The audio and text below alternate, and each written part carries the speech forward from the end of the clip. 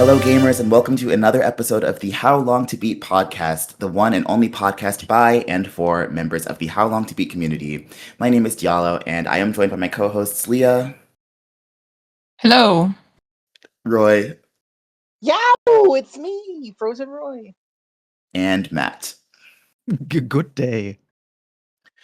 All right. So with American Thanksgiving just around the corner, we have decided this episode to do a deep dive into the world of virtual cuisine. We're going to be discussing cooking and crafting mechanics in video games. But before we do that, we're all going to kick this off with our typical beaten, paused, and retired segment. That's not the right words. It's been a while. It's been a couple episodes.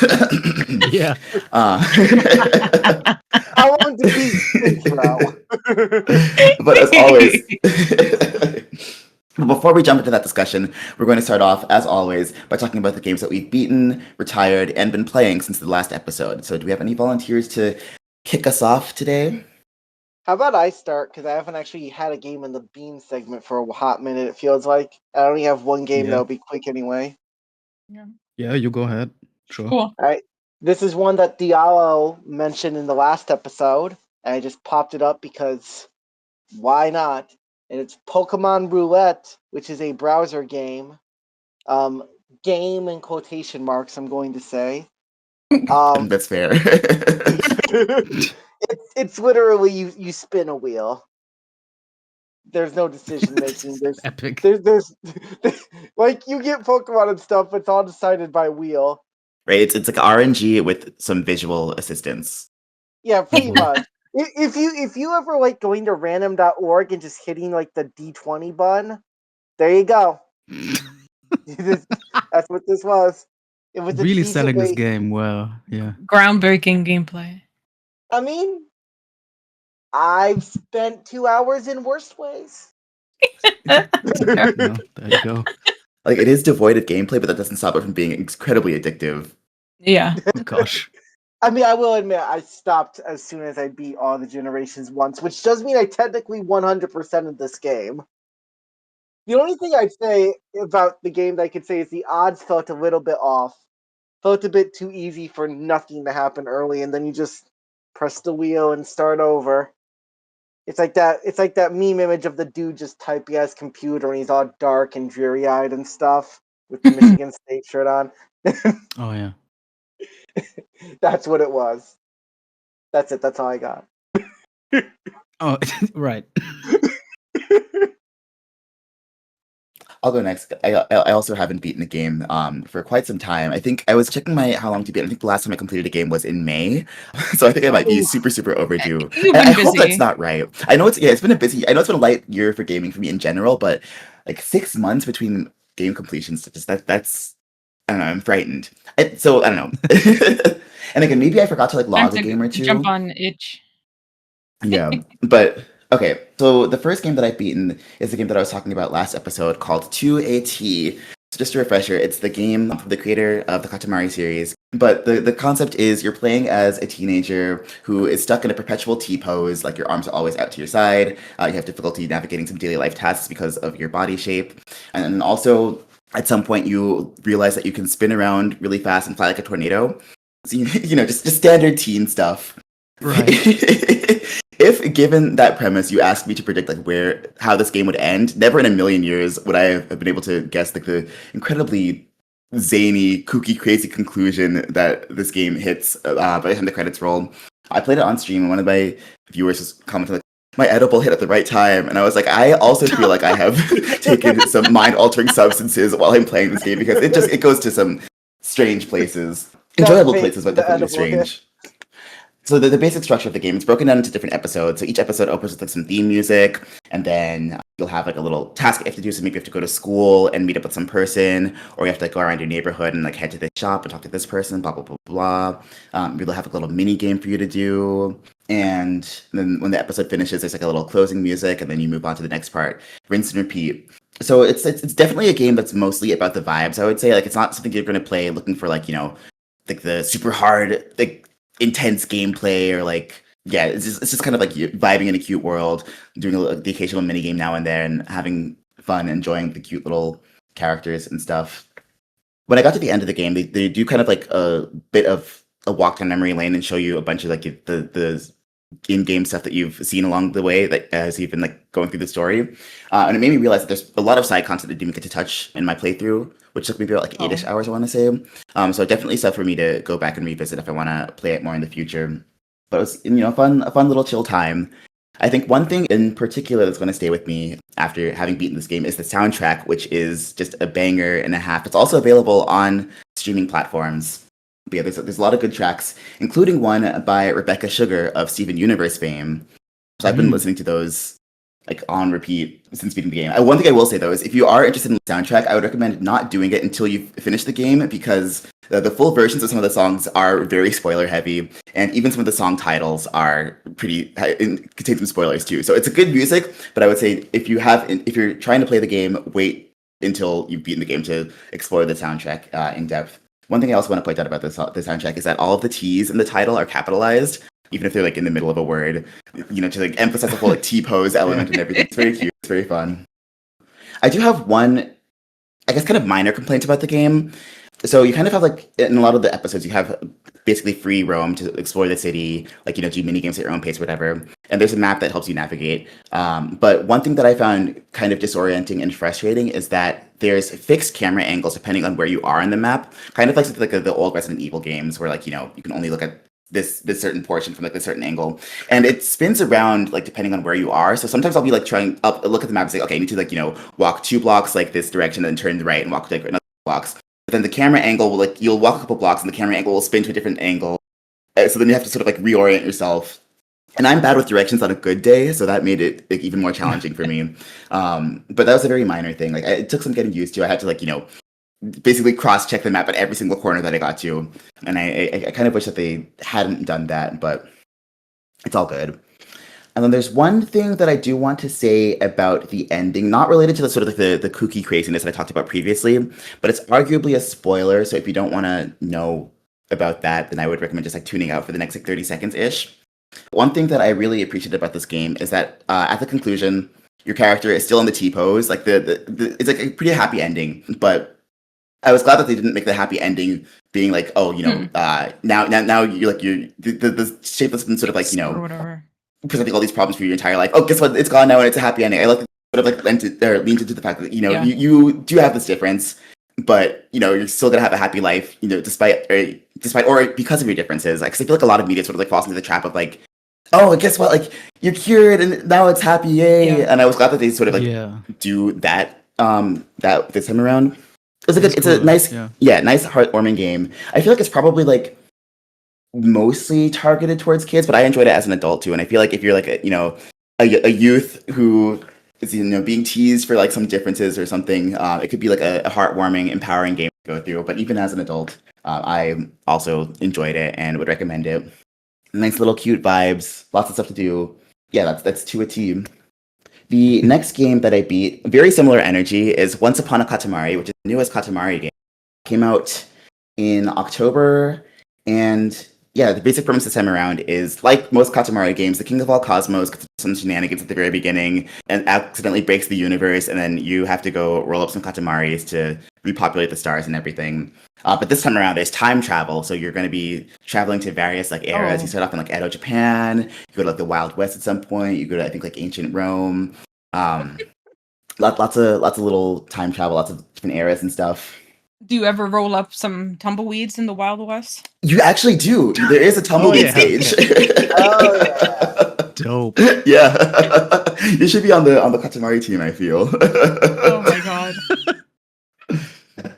Katamari is a series that I love. I feel like, if I'm playing a Katamari game, I'm going to have a good time. That being said, I do think of the 3 games that I played, so I played Katamari Damacy Encore, which is the remake of the first game. I played We Love Katamari, which is the remake of the second game, and now this one. And of the 3 that I played, this one was probably my least favorite.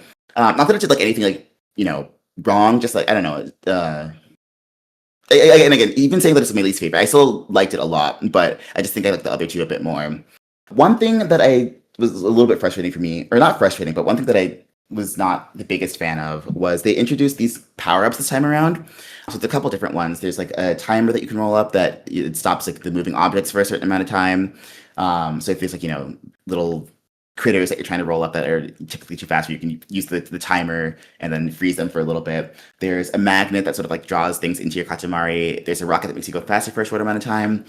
And I don't know, they felt a little bit too gimmicky for me. I like just sort of like the old school, the traditional roll-in mechanics.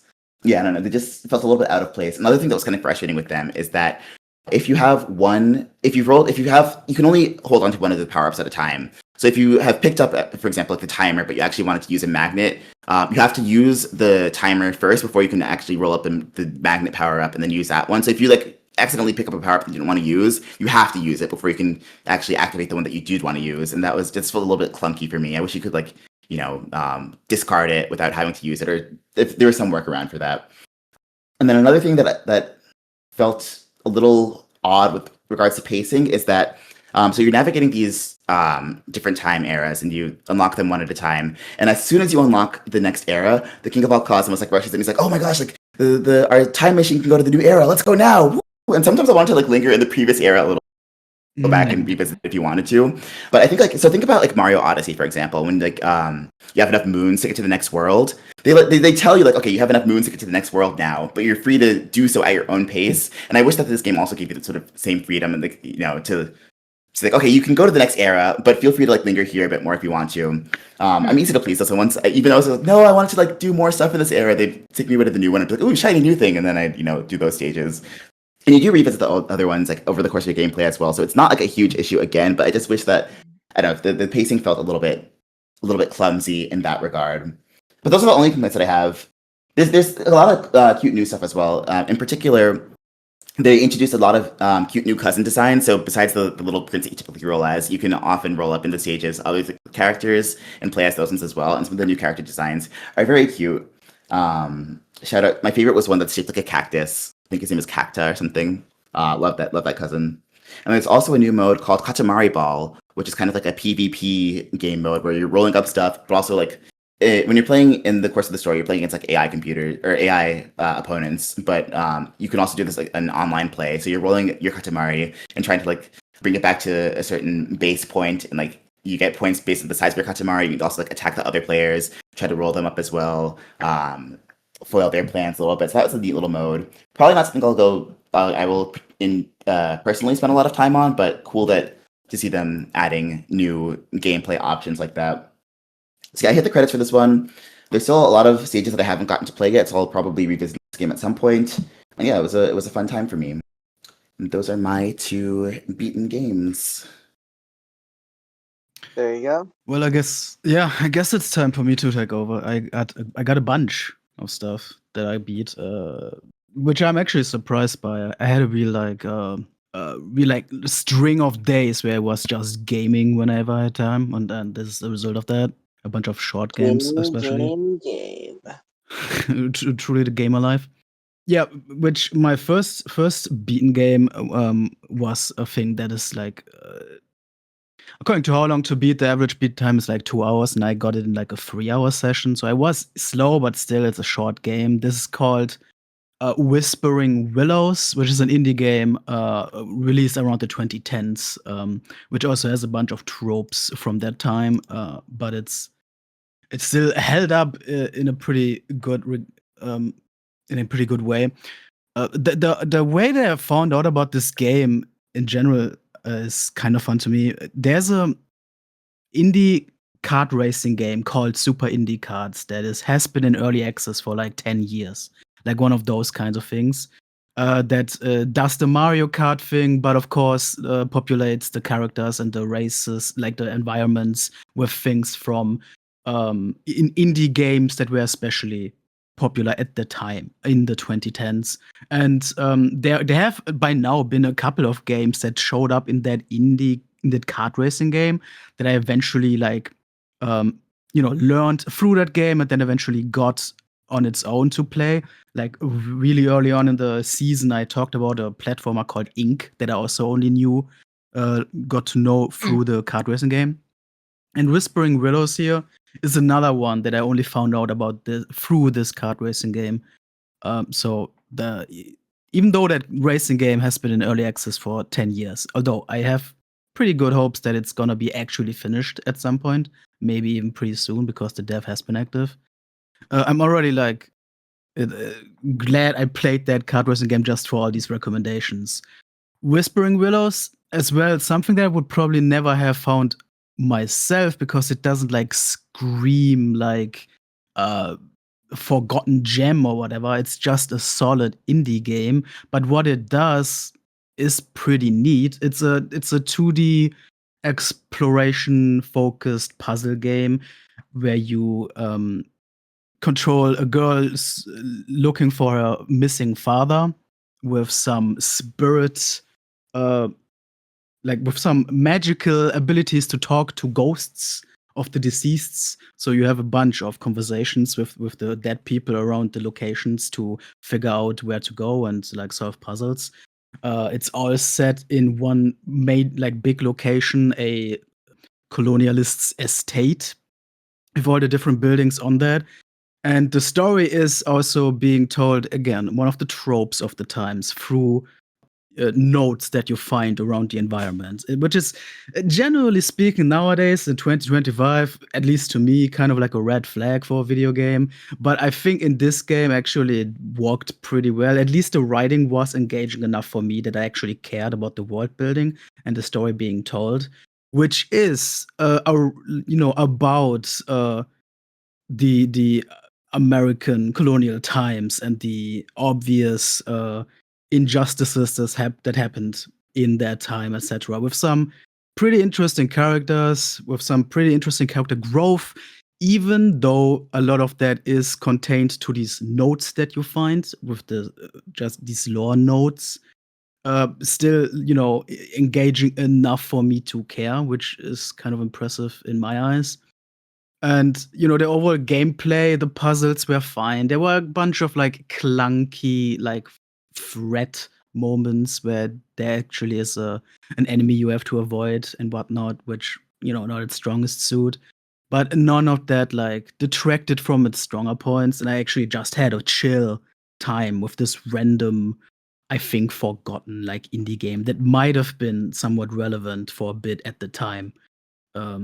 Yeah, so if anybody is ever like really hankering for like a lightly spooky ghost story, like there you go. That's pretty decent one. Uh, yeah, but that's All pretty right. much it. Another game that I dug yes. out of the depths, something that nobody probably cares about at this point, is an even smaller little indie game released through itch.io called COVID-19 by a developer named Hot Slice. So I'm bringing the pandemic back years after. Oh no. I remember, I used to be a more active content creator on YouTube.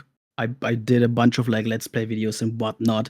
I remember during the pandemic, I did do like a deep dive or two into people's attempts at gamifying the whole situation while it was going on.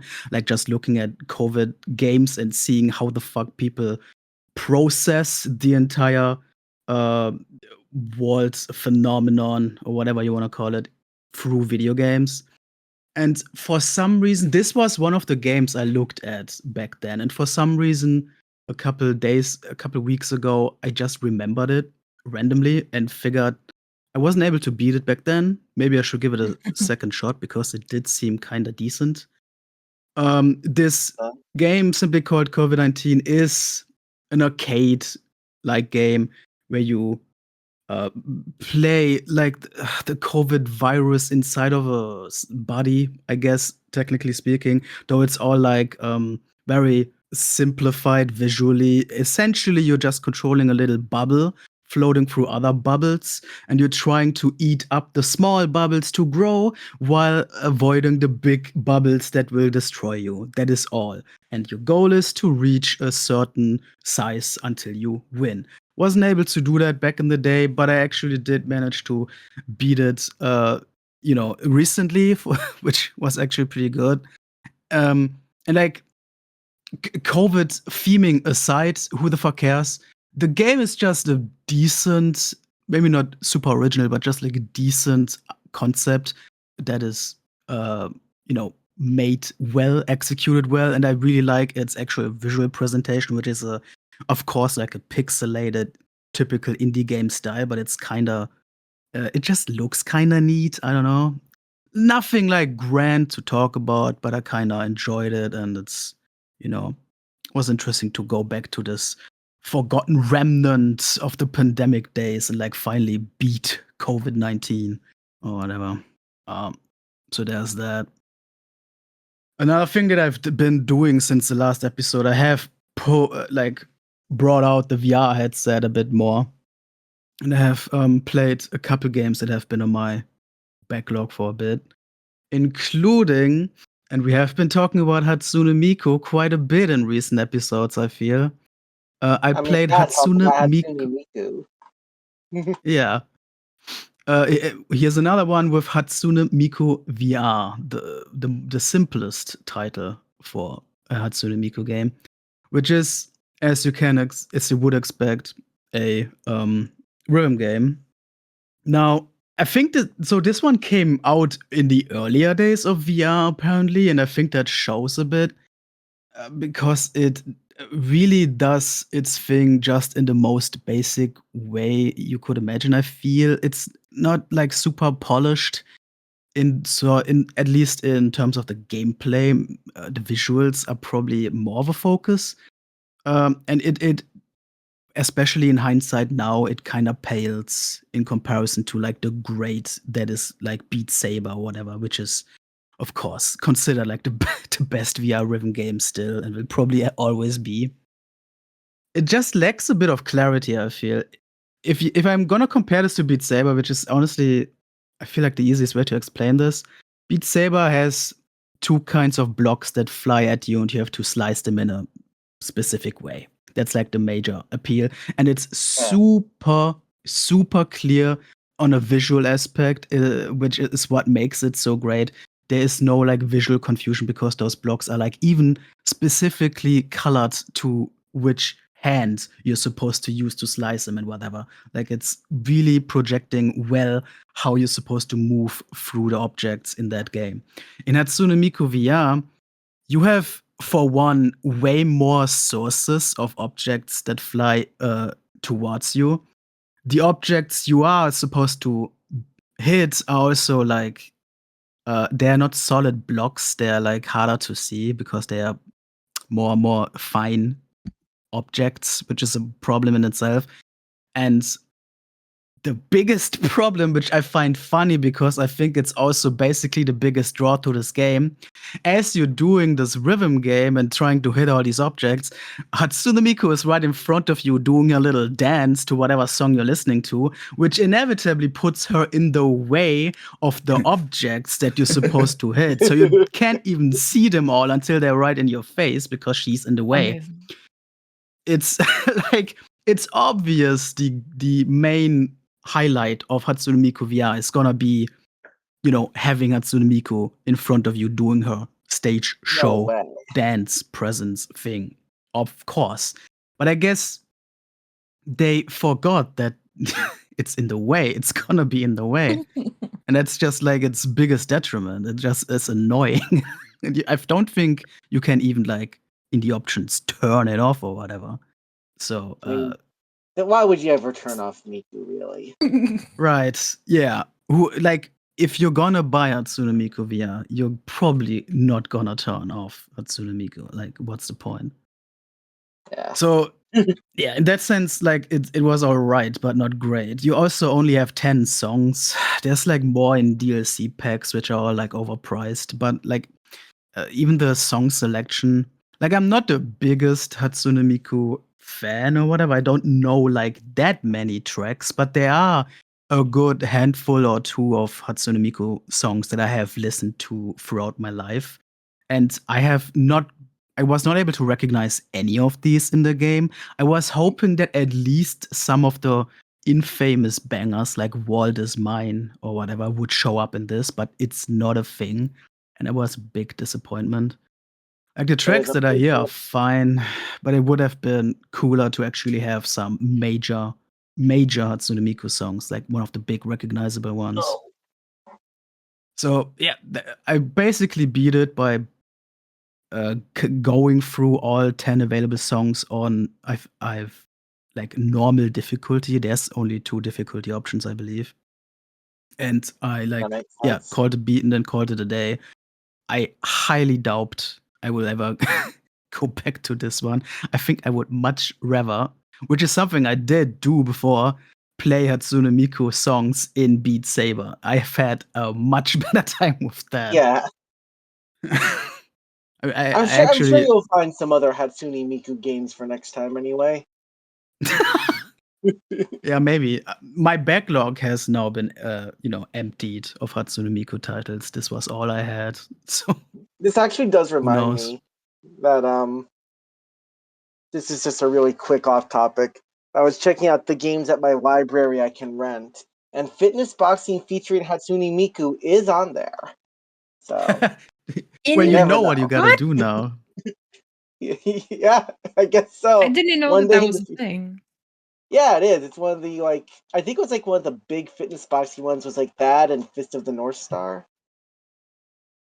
Yeah, I remember seeing those at least. Well, see, okay, so I got my Hatsune Miku game this time. I'm expecting you to bring the next Hatsune Miku game in the next episode, or else I'm gonna be I very mean, disappointed. I do still need to beat Bomb Squad. True. So. Yeah. So you got your choices there. One or the other. We gotta have next time. We gotta keep the Miku train going. Miku is eternal. Clearly. Well, that was one of the VR games I played through since the last time. Another one is called Mohun VR Blast, which in the last episode I was talking about one of the greatest achievements in German video game history, the Mohun, also known as Crazy Chicken franchise, which again originated from simple shooting gallery games like Duck Hunt style that were originally made as advertising for some whiskey brand to put in bar laptops. This Mohun Crazy Chicken franchise is still around and still alive, and nowadays, in the future of 2025, we also have the first ever VR game in the franchise, which, of course, brings the shooting gallery genre, like the shooting gallery stuff, to the third dimension, basically. Instead of looking at the flat screen and scrolling around left and right to shoot these chickens, you are standing in different environments. We have 360-degree freedom to turn around and just shooting all of these birds with your weapons all around you in a timed, manner. And it's good, actually. I was expecting shovelware trash with this because this franchise has had a lot of games that were low budget cash grabs That makes a lot of sense just from like that what it were was yeah that were built for. just low budget cash grabs that were just banking on the, in Germany, very recognizable franchise name. But this actually, I was kind of impressed. Like, it has fun, satisfying shooting mechanics. It has different weapons that you can unlock. The chickens actually fight back sometimes by like throwing their eggs at you and whatnot. It has like little Oh, shit. mechanics here and there to make things more interesting. There are some secrets hidden in the environments to find. I had a genuinely good time, doing the basic clear of all of these locations, and I'm probably even gonna go back to like find those secrets that I was just talking about, because I haven't done all of those yet in every single level. And then, like, I don't know, call it not a 100% completion, but a main plus thing. Right, a 70% completion. Sure, yeah. I think shooting gallery kind of games are probably one of the most obvious genre games for VR. And in terms of that, I think this is actually one of the better ones I have played so far.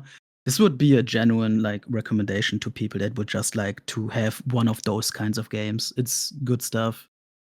Makes And sense. that is my second VR game. The last game that I have beaten, although the beaten status here is a bit controversial, could be argued against. I have finally played Sonic Adventure 2, which was put, on top of my backlog by Diallo in a previous episode when we challenged each other, Guilty Secret as Santa charged. style. Yeah, challenge each other Secret Santa style to play a game from our backlog chosen by another co-host. Diallo chose Sonic Adventure 2 for me, and since we have Diallo finally back, I made it a priority to actually boot that game up now. And I have. I'm afraid though. Yeah, I'm afraid though I don't have like the brightest comments about this game. I can take it. Bring it on. No disrespect. No, it's all good. Well, I mean,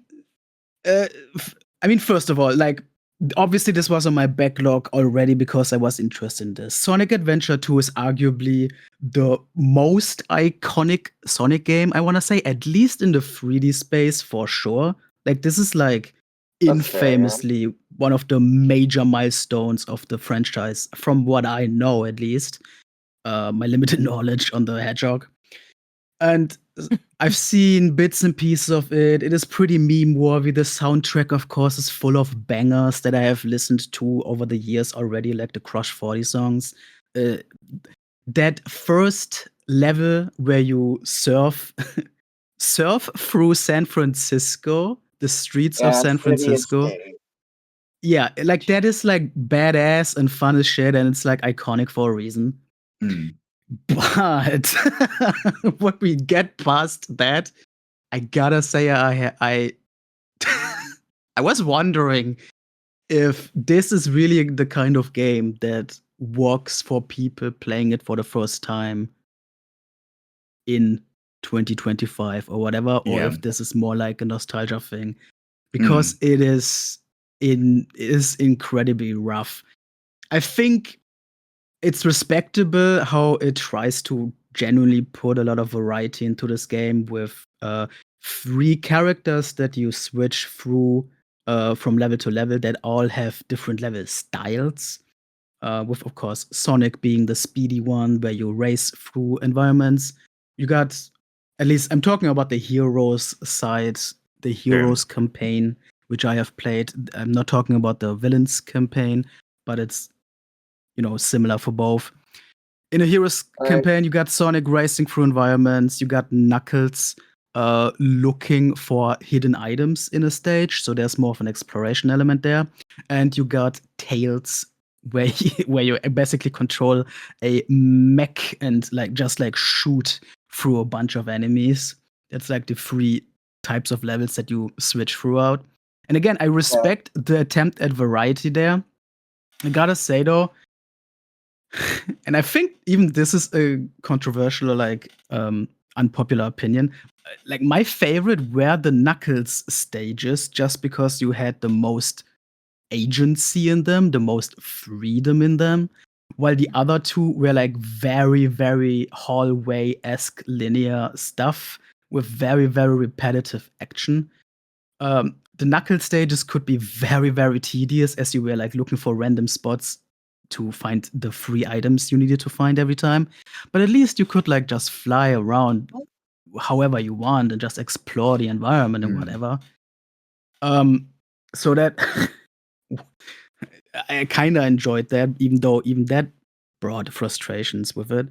But I think my biggest gripe is probably actually Sonic stages, which should be like the highlight of the game. And I think reading up about this game, I also considered the highlight about the game. I've talked to other people that have played this, and I just cannot agree with their opinions about the Sonic stages. Many people praise it for just, I don't know, for being great movement-based 3D gaming. But to me, the Sonic stages were 90% looking at a sort of scripted movement through these tracks, the tracks that you're on, basically, and then every now and then the remaining 10%, where you actually have decisions to move around and actually have to do some platforming, you, at least in my experience, you were more struggling with the controls of the character.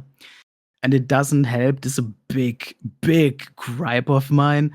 It's one of those games where there's a context based action button that does a million things with one button, and you just have to be in the right spot for it. It's really annoying, especially when a lot of the movement in this game is kind of Janky? standing on. It's janky, but like the game wants you to trust its movements in the way that a lot of the movements is like sort of homing in on different objects, so you don't have to manually like control your way to something, which probably was intended to be a thing to alleviate the kind of wonky controls. But it doesn't really work when the action button has so many different moves mapped to it, and you really just have to be in the right spot to activate the right homing move to actually hit the object that you need to hit without much agency of your own. It's just super common that you wanna like zoom towards the next grind rail or whatever, but instead he does a different move and jumps off the cliff and whatnot. Oblivion. Yeah, that's like a really common occurrence, and that is really frustrating, especially when some of the later levels get really long, and there's a life system, and when you lose the lives, you start from the beginning of the level. Like, it's not the worst game I ever played, Right. and I High get, praise. and it's like it was interesting to play it, given its standing in the Hedgehog's history. So I didn't regret actually going through with this, but it's also I'm learning not my cup of tea. And if I'm gonna play another Sonic game, it's probably gonna be a 2D one. I don't think the 3D ones are gonna be for me. Even the probably much more polished and modern ones. I don't think that's my kind of world. No, I definitely appreciate the perspective. Yeah, I think for me, a lot of the, I mentioned that when I chose this game, it's a game that I near and dear to my heart because it was a big part of my childhood. But I have been curious, what it would be like to re-experience the game as an adult in the year 2025 and see like if it would hold up. So it's kind of like, interesting to hear that take on it. I have played like a little bit as an adult. Like I played like the first maybe like 1 or 2 hours last year at some point, and I did remember. I think I even commented as I was playing, "Oh, this is jankier than I remembered it being." I didn't remember like controls being the struggle as I like yeeted myself off the map and just like got a game over. But yeah, one thing that I do have to ask though. Did you dabble in the Chow Garden? Yeah, I was expecting that question. Okay, well, I think when we had that episode of exchanging these games, I was already saying I'm probably not gonna spend much time there, and I believe and I was scandalized. You said I might actually like it. Yeah. So I was kind of curious about it. I did like the first time you unlock that thing, I did walk around a bit and see what the hell is going on in there. But I gotta say, none of it caught my attention properly. And once I left that place on that first look, I never went back to the Chow Garden. That just I will say so. Yeah. I mean, if the virtual chow racing thing is not your sort of style, it's like totally fine. But I feel like there is a deceptive amount of depth involved in that system. The Chow Garden could easily be a standalone game on its own, just to, because of like how many. I believe that. Yeah. And I kind of wish they would make a standalone Chow Garden game because I would love to just get into like the dive deep into like the mechanics of the chow breeding, chow racing, and everything. But yeah, if it's not your jam, I can totally get that as well. It's definitely the kind of thing that I could totally see like a modern indie developers making like, inspired games about, based on it. Maybe that's floating around somewhere. But yeah, it's not my cup of tea at all. Right. And yeah, I also want to there's a tiny tangent. The story, the plot of this game is of course absolutely insane, just completely nuts and nonsensical, which is of course one of the charms of this game. After playing this game, I actually went and watched that Sonic the Hedgehog movie that came out a couple years ago, which is now a trilogy, I think. And I Yeah, it was is. kind of hoping for an equally crazy plot, and it doesn't have that at all. And I was so disappointed. Like that's like the one thing I really loved about the game, and they didn't translate that at all to the movie, which is so sad. But of course, that's no fault to the game. That's just Yeah. an extra experience that I had with the hedgehog lately. Shadow is pretty goated with the sauce after all, so. Sure, dog. Yeah, speaking of Shadow, which is a playable character in the villains side of the game. Did you actually unlock and beat Final Story as well? Yeah, see, no, not at all. I played the hero side you're missing campaign. out. Oh, you can't not do Final Story. Yeah, you gotta do not to be like a gatekeeper, but you gotta do both campaigns. It's like it's like I think when I chose this game for you, I mentioned that this is the closest that I've come to crying in a video game, and it's because of the final ending. God. You have to do it. But listen, so again, I did the hero side of the story, got the credit roll, and that was like at that point I had my fill and then some. I do not have any plans to play the hero side as well, which is the villain side. Yeah, the villain side, which is of course gameplay wise basically more of the same. Just to unlock that final ending campaign thingy. I did see videos of that. I did watch on YouTube what the fuck the actual ending is, which is kind of crazy in its own regard. But that also kind of confirmed to me the decision not to play it because, like gameplay wise, it didn't seem like I would enjoy it much. It's cool how fucking crazy and insane it is, but yeah, I'm not gonna go through it myself. No thanks. I'm sorry. Also, speaking of the insanity of the plot, I have to say, I have the whole Sonic and Shadow dialogue about the fake hedgehog thing memorized. It lives in my head rent free. That's awesome. I think you're the fake hedgehog around here. Yeah. I mean, Shadow fucking rules in that game. Now I gotta ask: has Matt ever seen the Sonic Adventure 2 fan dub? Have I the fan dub or the fandom? No, the fan dub. No, I have not. I don't think I've seen any of that. You gotta watch that at some point. Sure. You know what I have seen though? Because the Sonic fandom is of course known for being goddamn wildfire in a way, and this is one of the major games that like really makes clear why that is. I think one of my rare touching points with the Sonic fandom were some Flash games called the Sonic Inflation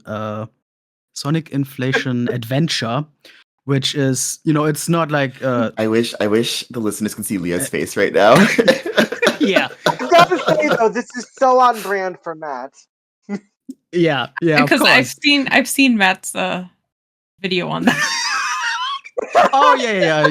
It's been a while, and I made a full let's play of those. Like those were crazy Flash games about the Sonic characters, and that is my touching ground with these. And like as crazy as it sounds, I kind of understand more now how Sonic Adventure 2 led to something like the Sonic Inflation Adventure Flash game. I can see playing it actually making that understand more, honestly.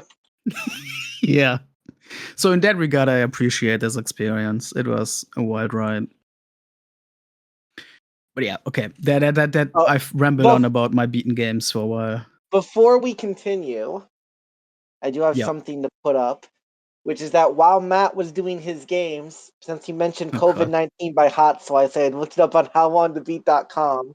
Saw it could be beaten in 5 minutes and beat it while he was talking about his bean games. Although it took me 22 minutes, so. Hell yeah, dog. Yeah, that's like a fun little flash gamey kind of thing. did Yeah. feel a bit frustrating at points. Felt like there were a lot of times where I got modest size and then just something I didn't even see killed me. And then like the time I won, it kind of just felt like I just stood in place and everything got in and I just kind of expanded immediately. But that was like a Right. solid Yeah. little Yeah. itch.io fan game. That's solid. That's fine. Yeah. So we have both now finally beat COVID-19 after all these years. It's Indeed, been time. the host is dead. Press X to try again. Right. All right. That's Oh, all. shit. I was about to segue into the retired and Yeah. paused segment since we are done with the beaten games. And I'm looking at our notes here behind the scenes. I had the same And I'm seeing realization. I am the the Yeah. only one that has the title here. So I guess I'll keep on blabbering. This one is gonna be quick though. Like I retired Dino Violent Crisis for blabber. real now. This was one of the game of the months on the forums in October. And I said it last time already, like it's interesting and kind of neat, and I was thinking of finishing it off with a walkthrough in hand, but I just the reality is I didn't have any passion to go back to this because I didn't like vibe with the gameplay style of this horror survival game much anyway. So I'm just gonna move on, bury this one. I'm glad I gave it a try, and that is it. So let us now move into the probably much more interesting section of what we have been actively playing since last time. Basically, I've just been working on mobile games. I've just like crashed hard on any console or a PC games after last episode. So yeah, let me see. The first one is Arrows on mobile, which basically if you've seen, I know that they have like a bunch of these like mobile ads with there's like a rectangle made out of like tiny little cubes and they all have like little arrows on them, and then like you just like hit the arrow will like shoot it off into the void or whatever, and you have to make sure that there's nothing blocking it when you hit the arrow. This is basically that, except that it's on like a 2D field. So it's just like basically like a whole labyrinth of just like winding around arrows, and you just have to like make sure that they shoot off into various directions without hitting something else. And you get 2 tries. Essentially, if like you hit like if you're too zoomed in or whatever and you hit the arrow and it hits something else, it goes red. And you have 2 tries. If you do 2 of those, then it's game over. You can like watch an ad to keep playing, but most of the time I just restart because I don't want to have to deal with the ad. I mean, that makes sense. Yeah. Yeah. So this has been my game. My boyfriend and I have been watching Downton Abbey, and whenever there's an ad for like 3 minutes or whatever, then we have to like sit through the ads to wait for the show to come back. I just boot this up on my phone and just play a few levels. And the levels they kind of go from like just basically a very small little cube to the next one's like a little harder, and then there's like the difficult, and then there's nightmare. And usually nightmare is the one that will take me very long to get through, but it's always so nice because I'll definitely fail like maybe twice during nightmare. But then once you finally finish that, you're just like, I don't want to do anything else. But the next one is like a little way easier. So you're like, okay, let me do this one, and then I'll close the game. And then you can just close the game with an easy win. So that's fun. EnigmBox is, I would hesitate to call this a tech demo, but essentially it's like every level has to do with like some sensor on your phone. This is like an older game from I want to say early Android phones or whatever, but like each level has you like think outside the box to figure it out. So like there'll be one, the screen's covered in like dust and you have to like blow into the microphone to like blow away all the dust or whatever. And it's like, oh, like Batman, you have to get Batman to come out, so you have to like cover the light sensor so that way it thinks it's dark, and then like it'll pop out. So there's a lot of little things where it's just like, oh, shake your phone, do this. And sometimes you're like, I don't even know what I'm doing. Some of them will like make you go out of the game. Like they'll give you like a little a hyperlink, and you got to go to that hyperlink and then find like a code, and then you go to that website, and then that website you have to like zoom out and be like, okay, there's the code, and then you got to go back to the game to type that in. So it's basically just like WarioWare for Android phones essentially, without like the timers or like the chaos. it's been fun to do. I finished like all the free levels, and I think you can buy more levels, but every day you could also just unlock a new level. So that's just been how I've been doing it, just to be like, okay, I've gotten to this point where like I have a few games that I just play in the mornings now besides Wordle.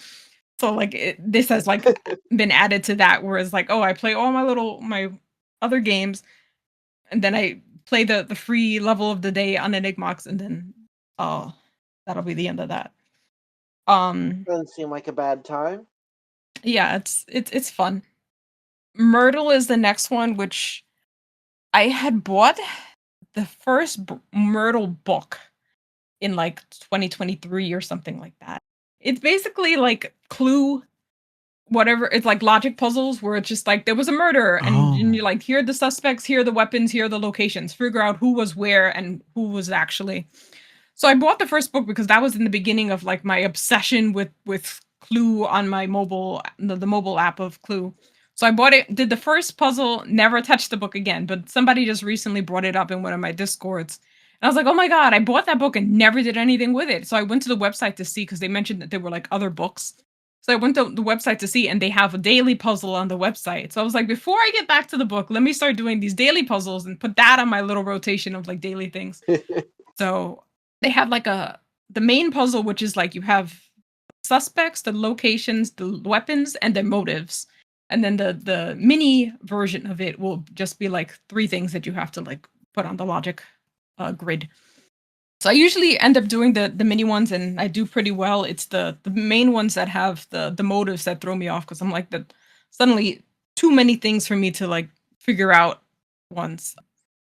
Yeah, so most of the time I can do the mini one, and then the main one, like halfway through, I'm just like, I don't know anymore. We're going to just guess on this and just go. But I have gotten the last 2 right. So I think I'm finally, by the next podcast, I might actually be in the middle of the book by then. Holy shit. But there's a few books too. So I want to say when I saw that you put Murdle on the notes, I for a while thought you're gonna talk about a Wordle where you guess like serial killer names or something. I kind of thought that too. Yeah, I'm glad it's like a bit more tame. yeah.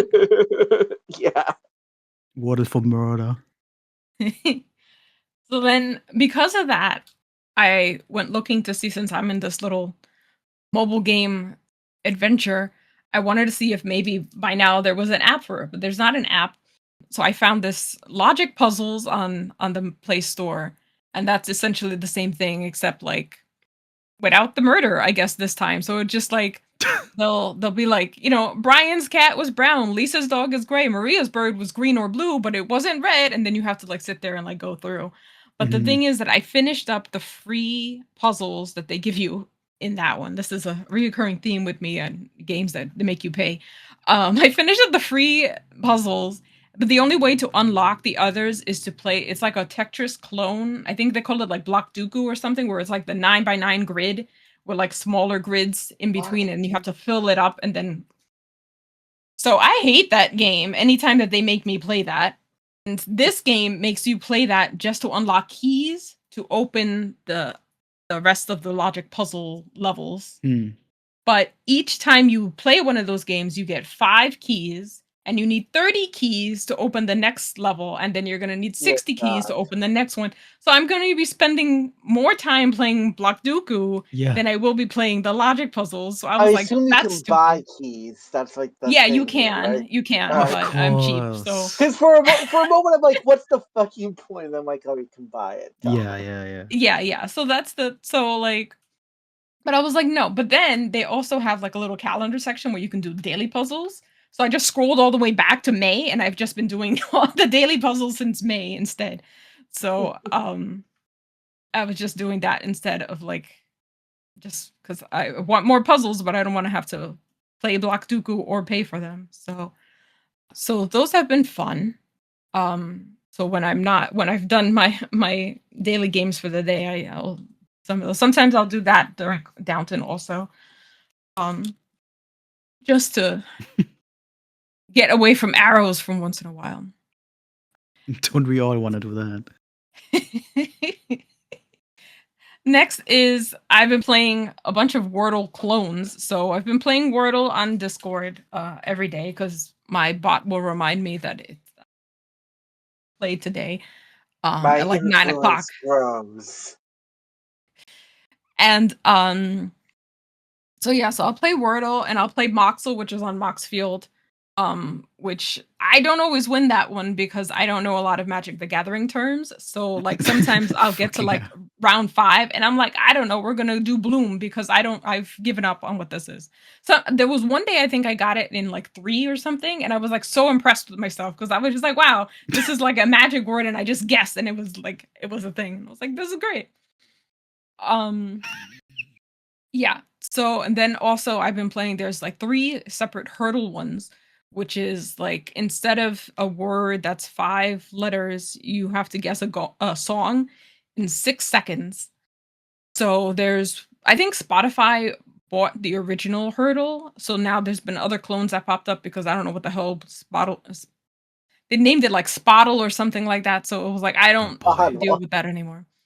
But there's like other clones, so I found like a like generic music clone. So I've been playing that one. There's one I've been playing that's just One Direction songs, and another one that's just Beatles songs. Which One Direction and Beatles are probably the artists that I have the most plays on Last.fm.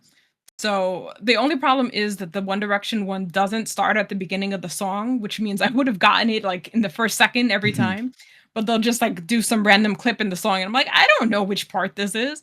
So that one is a little harder just because they cheat and they don't give you the beginning of the song. But the Beatles one actually does start from the beginning of the song. So that one I get a little bit longer. But the other one with that is if you happen to get it in like 5 tries or whatever, they give you a bonus one. So it's like I play 2 Beatles songs a day. So that's been fun. That's been my other. I haven't been playing Framed, which is like the screenshot of a movie one in a while. I gotta put that in my rotation as well.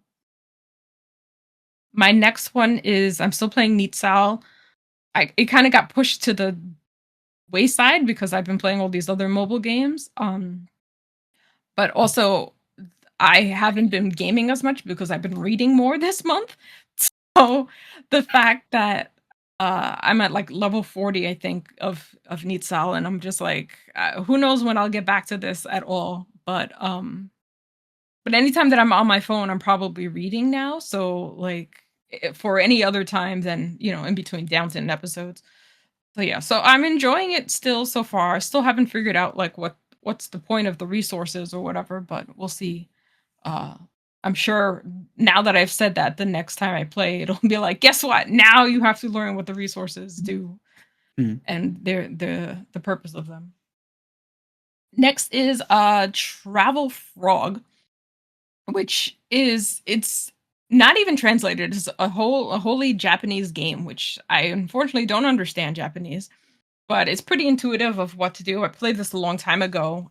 I had completed it a long time ago, but basically it's you have a pet frog, you pack him like a little bag of food, a sleeping bag, a dish, What the fuck? and yeah, it's like he has like a little house, and outside has like there's clover, and you have to collect the clover, and that's like your currency in the game, and like you have to pack him like a little snack bag with like a sleeping bag, a dish for food, a candle if you can afford it, food, and then he goes off on adventures and he takes photos of like what he does like in the world or whatever, and he sends them back to you. So every time you come back in to the game, you have little shots of like what he did on his adventures or whatever, and then you got to pack him another bag. So yeah, I had gotten all the this was like 3-4 phones ago. I had collected all of the photos that you could possibly get, and they just started repeating, and I was like, if there's nothing else here, I'm just gonna uninstall this. But recently there was somebody mentioned that there was like they had done some other games. So I was like, oh, you know what? So I downloaded that other game, which was Tori Note. But then I was like, you know what? I want to go back to Travel Frog and see if there's anything new, and there's not. But now I'm just gonna try and beat it again. So that's kind of basically more of an idle game than anything, because like you just go in, pack his bag, exit out, and then come back in, remember, later on. So yeah, that's that. Tori Note is their other one, which is basically like, I'm gonna butcher this name, but Nico Atsume, um, which is like the popular cat game, where it was just like you throw stuff in your backyard and the cats come, stray cats come to visit you, and you're supposed to do something. I don't know. I never actually played it, but I know that it was like very popular for a while, and there was another one that I used to play called Tiny Bird Garden, which was basically that for birds. But apparently, I just recently looked it up and it's on Steam, but it's not in the Play Store anymore. So I'm gonna have to download that on Steam and play it, I guess. But this is the only one I can find on for mobile. So Tori Note, basically it's like a little clearing in a forest, and they have little spots where you can put like perches and stuff for birds, and then you put out like some food for them to come. And then when they show up, they'll leave you feathers, and feathers is the currency that you can buy more treats for them and more perches and stuff or whatever. And then like depending on, I think part of the point is that you're supposed to like show up enough so you can see the birds when they visit you, because if they visit and leave before you come back, their little outline is just like the silhouette of them, but like they'll still leave the feathers. But if you see them, then their outline turns into like their actual, whatever actual bird showed up. So I think the point is to like be able to spot all of them when they come visit you. But so far, I think I've seen 2 birds. So Better yeah, than and zero. there's not much of a point to this game, but again, very low stakes sort of idle games to just Yeah. pass the time when I'm waiting for my toast to toast. Toast, Yeah. toasting, Epic look gaming. at bird. Damn, that's the life. So yeah, those are my very fascinating games for this. Shall I go next? Right, yeah. Let me hear your Wordle experience. Let's keep that Wordle train experience. going. Today I got it in, I believe, 5. I'm at 889 on my streak. So getting closer and closer to the 4 digits, which I will take a Jesus. screenshot of if I manage to reach it. There have been some somewhat difficult ones recently, though, that I feel like I've been getting a few 5s and 6ers for sure. So, always getting dicey. Tabletop Simulator is just the normal junk. But the 2 new stuff that pop up on here is, first I'm going to go with MLB 11 The Show, which is the MLB game I played for a long time on PS2, but in this case I've downloaded it. I have no idea how much any of you follow baseball in any way. I'm going to assume you don't. None. I do So, own Blue Jays merch, but I've never seen yo, a game. let's go, because I'm a Blue Jays fan. Let's fucking cool. go, Bird. They got a cool bird, yeah. They were in the World Series this year. So, Hell yeah. they were in the World Series. They were in a crazy game that went to 18 innings. Like, it was the longest World Series game ever. It lasted 7 hours. I watched all of it. What the fuck? 7 hours. I can't. Yeah, you've got to watch it. It lasted the length of 2 games. It went 18 innings. Unfortunately, the Blue Damn. Jays lost to the Dodgers. Oh, damn. But I do like me some baseball, and watching the World Series, and like this was like a classic World Series. It's like, man, I want to play some MLB 11 The Show. So I booted it up, started up a Blue Jays franchise, played about 5 or 6 games of it, which did remind me of one thing. This game is fucking hard. It is not easy to play, especially compared to something like Madden. It's not like the hardest thing ever. It's no Kaizo Mario or whatever the fuck. But like, dude, you definitely got to be on point with your head, and you can't kind of just half-ass it. The pitching's always been something. I've looked it up a little bit. I got a bit more of an understanding now. But you kind of, how long you press the button is very important to how much power you put out. And it feels like the timing also may be important. And so even then, sometimes it's just going to mess up because just like in real life, your pitcher obviously isn't perfect. I think I have not won a single game I've actually played, to give you an idea. I've lost by like one like every time or something like that. Oh boy. I'm playing on like the default standard difficulty. I also spent about 3 or 4 hours just sticking around with the roster as one does, Of trading course. players. I and wouldn't doing all expect that. anything else. Yeah. What's the fun of a franchise mode if you can't just trade your players and build some random ass? But I mean, I had a lot of great fun with this. I'd probably come back to it. It's still a really good baseball game, quite frankly. Graphics are very good for the PS2. The announcing work is pretty on point. Sounds authentic.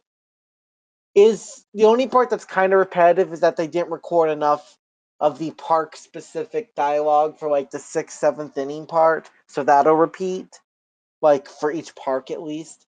But mostly kind of good there. It's difficult, but the gameplay is really solid. It doesn't feel glitchy or anything, except for some reason I can't get the base running to work correctly, and I don't know why, because I was able to do this when I was younger on actual hardware, and I don't know if I'm just fucking up or if it's like a setting issue. But Oh it's boy. really frustrating actually, because that's actually why I lost one of the games. Is my dude wouldn't freaking move when I told him to, and then he only moved afterwards, which means he got caught out. And it was very annoying. I was kind of gnashing my teeth together. Shockingly, in fact, I would say I got more tilted playing this than the other game that I spent most of my time playing these last 2 weeks, which is League of Legends. That is Woo! shocking to hear. Yeah. And fuck that game. So, I think I mentioned this before. I've played a lot of League of Legends. I've put hundreds of hours into League of Legends. I enjoy League of Legends. I'm one of those weirdos. Oh boy. So, Yeah. I don't know if anyone knows this either, but the League of Legends World Championship is on, and I've been watching it around midnight every night to see who's gonna win. And well, that talking with a friend I used to play League of Legends, I'm like, man, I should try League of Legends again because I've always wanted to play it. Because I used to have to play it on a shitty computer that got like 20 to 30 frames per second. That's how I played my hundreds of matches. Oh man, that is truly the gamer life. Playing a popular multiplayer competitive game on shitty hardware. That is true Well, gamer life. You haven't lived until you've been at a library, like because you're doing other stuff, and rented one of the side rooms so you can play League of Legends on voice with one of your friends at 20 FPS on library Wi-Fi. That's kind of awesome, actually. it kind of did rule in some regards. But so I haven't played this about 3 years, which I was excited because my new PC, this might shock you, can play League of Legends at 60 FPS. That's crazy. I'm really enjoying myself. I probably put about 30 hours into it in just like the last week and a half, or something like that. Well, okay, obligatory question: who do you main? Scion. I am a Scion main primarily. I don't think I even know that one. It's not the Uh, bird that I know that much. it's not a Nivea. No, it's not Zaya Rakan either. Um, it's like big tanky zombie guy with giant Okay, axe. That's the sure. easiest. A lot of times in games like this, I like to play tanks. So, like, I also play like Maokai, I play Nautilus, I play Malphites. Leona's my main when I go into support, stuff like that. But I know those names mean nothing, but for people who play the game, don't know what I mean. Yeah, I feel like because I used to. This is still high school days or whatever. When my friends and I spent every night in pre-Discord voice channels on like TeamSpeak or whatever. I remember listening to them play League of Legends every goddamn night and like hearing all those names or whatever. But I have a feeling all of the names that you have just listed probably were like added to the game after those years. So maybe I've never actually Saya, heard them. Malphite, I think it was released within like the first year. Oh shit! Well, Scion was around early, but he got reworked and changed like 7 or 8 years ago, pretty heavily. Leona, about 5 or 6 years, no more than 5 or 6 at this point. Anyway, Malphite they would know is all I'm trying to say. I played a lot of ARAM, which is all random, all mid, very much team fighting mode. I've been playing the basic draft mode. I'm gonna go into ranked at some point, but gotta really get my juice back before I. Oh, granted, I've been winning a lot of games, but you know what I mean. I gotta get more comfortable. My controversial League of Legends hot take that I've had before and I will have again that fits my leaning is that the people playing League of Legends are actually not as shitty as people think, and the game is not Shut up. quite as toxic. I'm not saying that there isn't toxicity, but I'd say it's actually probably like, I don't know, 1 in 30 matches where I get anything that truly matters, maybe less. Get Like out of I here. don't know. I feel like the most you'll get is like some dude like, "Oh man, you killed me, fuck you," kind of thing, and then they never say anything for the rest of the game. Like one comment and then they're done. You know. I think it's pretty rare I run into something that's actually toxic. If anything, I feel like I run into a lot of people who just make like 1 or 2 random ass comments, just like memes, not like toxic kind of stuff, and then never speak for the rest of the match. I guess Except that like might change when you get into the competitive, in the ranked matches.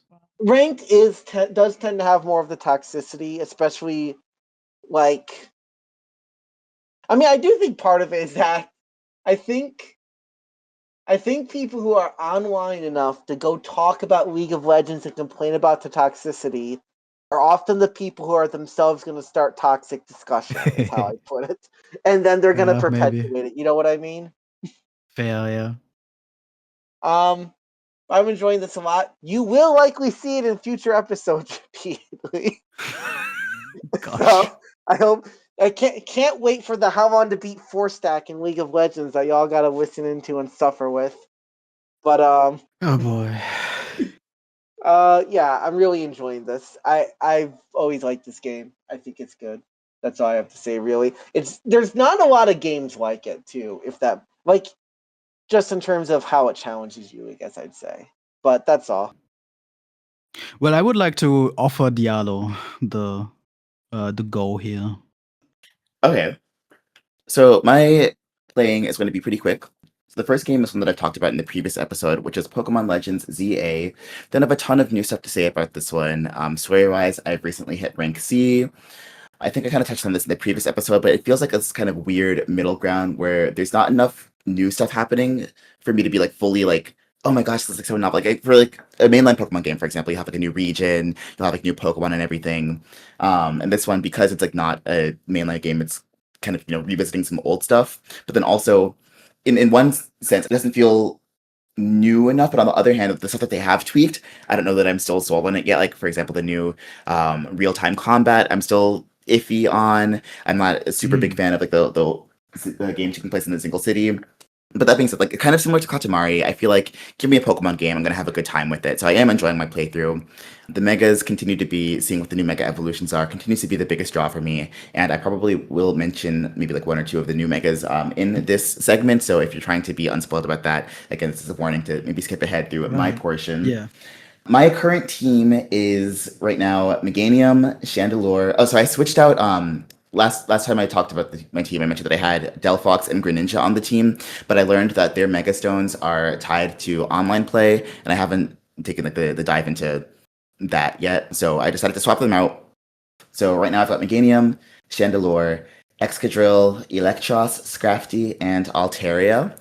Typically, I have a kind of rule for myself where I try not to use in my party Pokemon who have been a party in a previous game. And this time around, I've gone ahead and broken that rule. Everyone on this team has featured in previous Pokemon parties. I actually just checked before the podcast. Scrafty was my party for both for white and white too. So Scrafty is now, I guess, a 3rd time Hall of Famer. But I feel like, with the new Mega Evolution this time around, I can make some exceptions.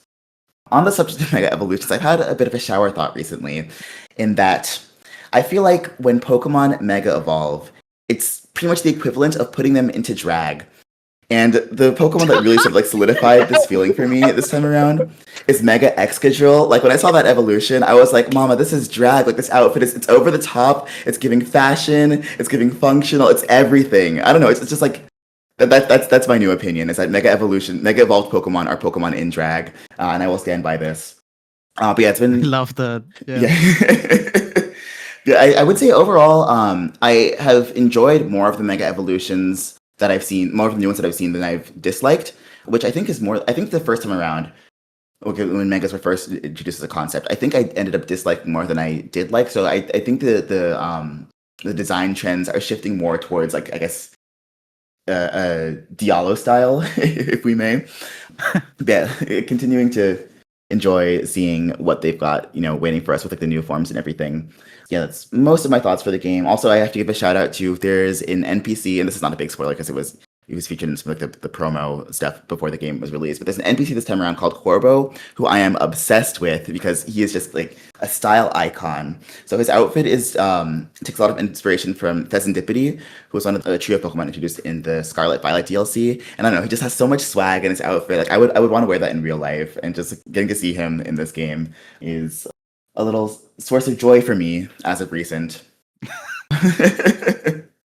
But yeah, again, not a ton of new stuff to say about this game. I think I'm getting closer to the end, so maybe I'll have it beaten by next time. But yeah, that continues to be my main focus in trying to like get to the ending as soon as possible, so I can avoid the spoilers on social media. The other game that I've been playing is Legend of Zelda: Tears of the Kingdom, and the reason that I wanted to play this one is because I wanted to sort of like test the limits of my Switch 2, as it were. So because I have Nintendo Switch Online, I've got the Switch 2 upgrade available for free, and so I wanted to see like what the game looked like as in the Switch 2 version. In addition to playing it on the Switch 2 compared to the Switch 1, I also, as part of my move, decided to treat myself to a new little television as part of my new like gaming setup. So I got a little Nice. 4K OLED TV. I also splurged on some little like LED lights to stick to the back of it. So I have a yeah. I And I was like, that. okay, I want to see what Tears of the Kingdom looks like with all these trappings now. So I booted up on the nice big TV with all the fancy lights and everything, and it runs gorgeously. My first stop was the Korok Forest, which was notorious for running very poorly in Breath of the Wild on the original Switch. So I wanted to see like what it looked like in this game, and I'm happy to report it's beautiful. Yeah, it just looks like nice and crisp, and seeing it running with the improved resolution and higher frame rate it's a feast for the eyes. I didn't play too much of it this time around. I just mostly wanted to see like what it looked like, just like get like a little sort of like a visual taste. So I went to the Korok Forest for a little bit. I found one shrine, and I pretty much called it a day there. I am happy. I'm looking forward to getting to spend more time with it. But again, I have other games that are monopolizing my attention right now. So I'm excited for the day that I sink my teeth into it more. But that's going to be happening more in the future. Also, I will say that this game is massive. I'm already past my. It took me about like 50-ish hours to hit the credits for Breath of the Wild, and I'm already well past that. I'm at like the 75-hour mark for this game, and I've only just scratched the surface. I've only done the Rito, Zora, and Goron dungeons right now. I've done a very limited section of the underground, very limited portion of like the sky part. So I have like lots and lots and lots of content left to go at the 75-hour mark. So it's going to be quite the undertaking when I finally get around to it. But again, I'll probably be chipping away at it slowly over the course of the next couple months, but it's not going to be my main focus for some time now. But those are my two playing for this episode. All right. I'm gonna close it off with my stuff. Most of my current games, there's not much to talk about. Of course, I'm still playing Magic the Gathering Arena. That has not stopped. But it's the same old, same old. The same really for paper Magic. It's also the same old right now. I'm not gonna go on another tangent as I've been doing in recent episodes. What's fresher, I guess, again, is Phasmophobia, which has returned into the co-op gameplay rotation for me and a friend. Phasmophobia, of course, is the very popular ghost hunting indie game that's been going around the net for I think like 5+ years at this point. Another one that's eternally in early access as well.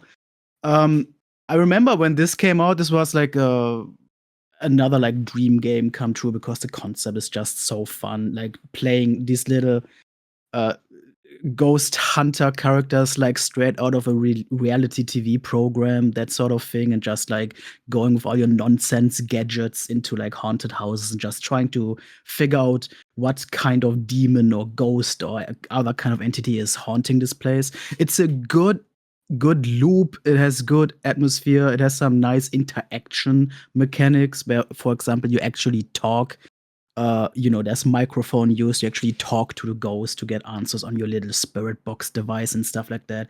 It's cool stuff, and it's kind of fun to revisit this after a couple years, I want to say, of a break, because we have kind of played this through and through, like to the grounds, basically back in the days. But we're kind of just, especially around Halloween time, we're kind of like in the mood of like revisiting it. And again, since it is seemingly eternally in early access, it is constantly changing. I remember the last time we played, there were some major changes in a lot of the mechanics that actually kind of annoyed us and made it like unnecessarily complicated in certain elements. And it's nice to see that nowadays, like, they worked a bit on those. It's not like completely alleviated, but it's like less of a chaotic nightmare. So it's a bit more playable again to us. But it is wild to see how much this game changed since the early days. It is interesting, really, to see the skeleton of what was already back then, but with like partially like completely fresh skin and flesh on top of that. Some of the environments that we have grown very familiar with over the previous years are still kind of there with the same layout, but completely like renovated with completely new interior and like graphics and models and whatever. And it's fascinating to see. I doubt that this is like this time we're probably not gonna like spend too much time with this. It might. I think it's gonna like fall off the rotation again pretty quickly as soon as like another actually new co-op game replaces it.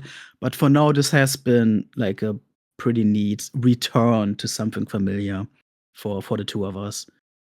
And another fresh game, although it's debatable if this is really a video game. This is a bit of a edge case, really.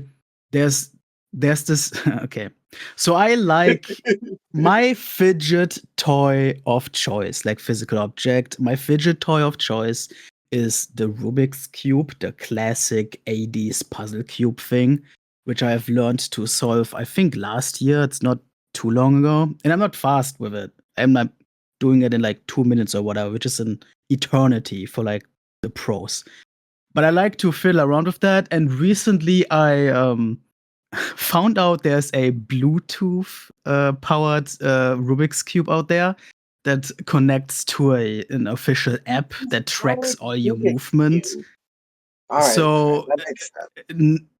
yeah, so now I'm getting like I basically just got it to get the stats, the number, the data to my fidget toy, which is like the ultimate like satisfaction in a way. But this app also comes with, like there's online competitive stuff. There is a learning training school with different interactive chapters, which is cool. I haven't actually looked into that yet, but I'm probably gonna at some point. And the main reason why I dared to put this thing on the list here as a video game, it includes a couple mini games that you control by spinning this puzzle cube and whatever. And I've tried one of those earlier today, which is a sort of Guitar Hero style rhythm game where to hit the notes, you spin the specific sides of the cube in a specific way.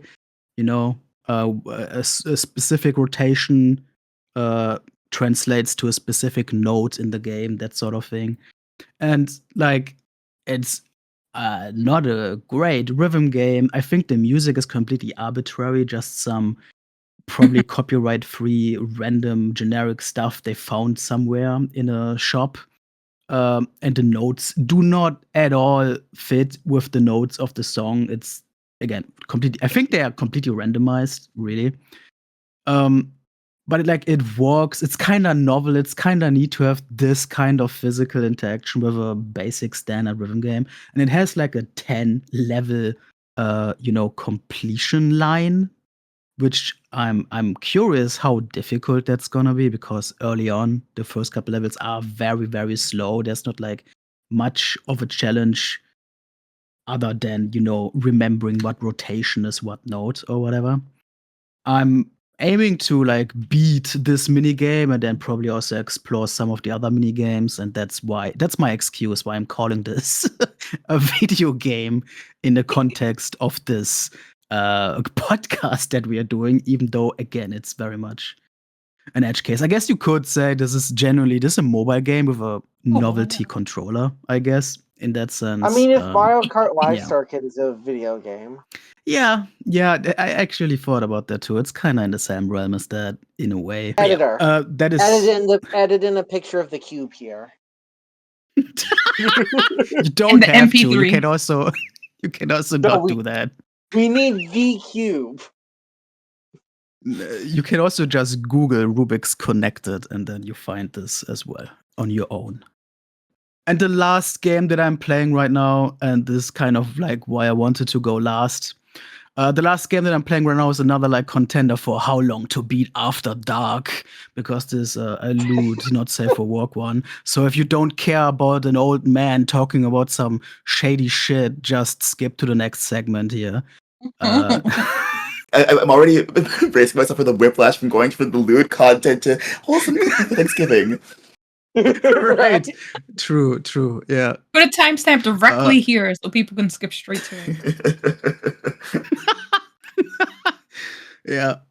Yeah, exactly. The game in question is called Shady Lewd Card, and this is again a Mario Kart inspired racing game, though this has the gimmick of pulling characters and environments from not safe for work video games, which is of course something that I find absolutely fascinating. This is made by a developer / publisher that has put out a bunch of like not safe for work games themselves. I think one of them I have actually talked about in a very early episode of the season, called Flambeau Deluxe with triple X in Deluxe. So I was already kind of familiar with this publisher, this developer, and they put all of their little characters and environments in this game, but also they reached out to other more or less prominent indie not safe for work developers to get their franchises, their characters and whatnot in this game. And in terms of gameplay, it is genuinely a solidly made kart racing game that I cannot like really criticize for not functioning as intended. It is a decent time. And of course, to keep with this whole lewd thematic, they added like some mechanics like in the plot story championship, whatever.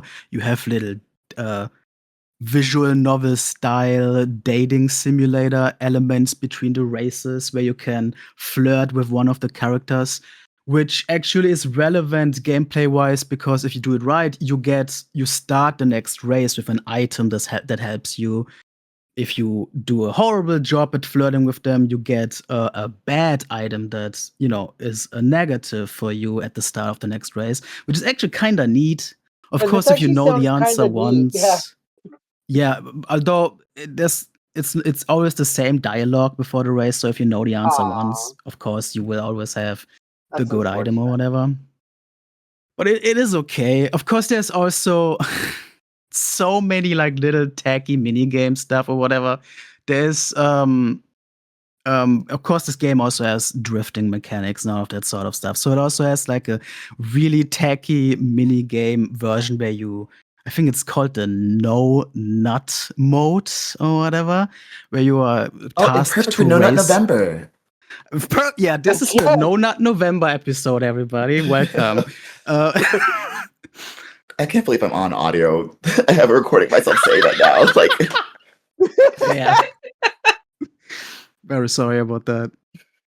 So the idea behind this thing is that you race through a track and you try to do, all the drifts and all the tricks you do from stunts or whatever fill up a a, I don't know, fucking nut meter or whatever, and you're tasked to keep that one filled as high as possible without actually breaking it. You know, that sort of bullshit is in Oh, this I'm game. broken now. Yeah. So, this is the kind of game we're talking about. It's lewd, but it's also incredibly tongue-in-cheek and, comedic.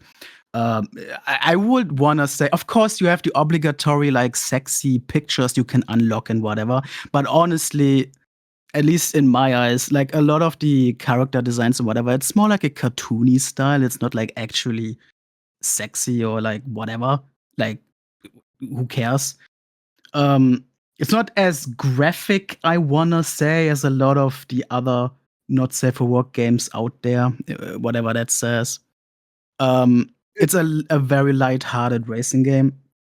And what I also don't find interesting, because I'm pretty sure this is a one-of-a-kind thing in a lot of regards, is, for example, the stupid-ass kart racing game has, like, actual brand deals with, Lovins, which is a pretty prominent sex toy producer and whatever.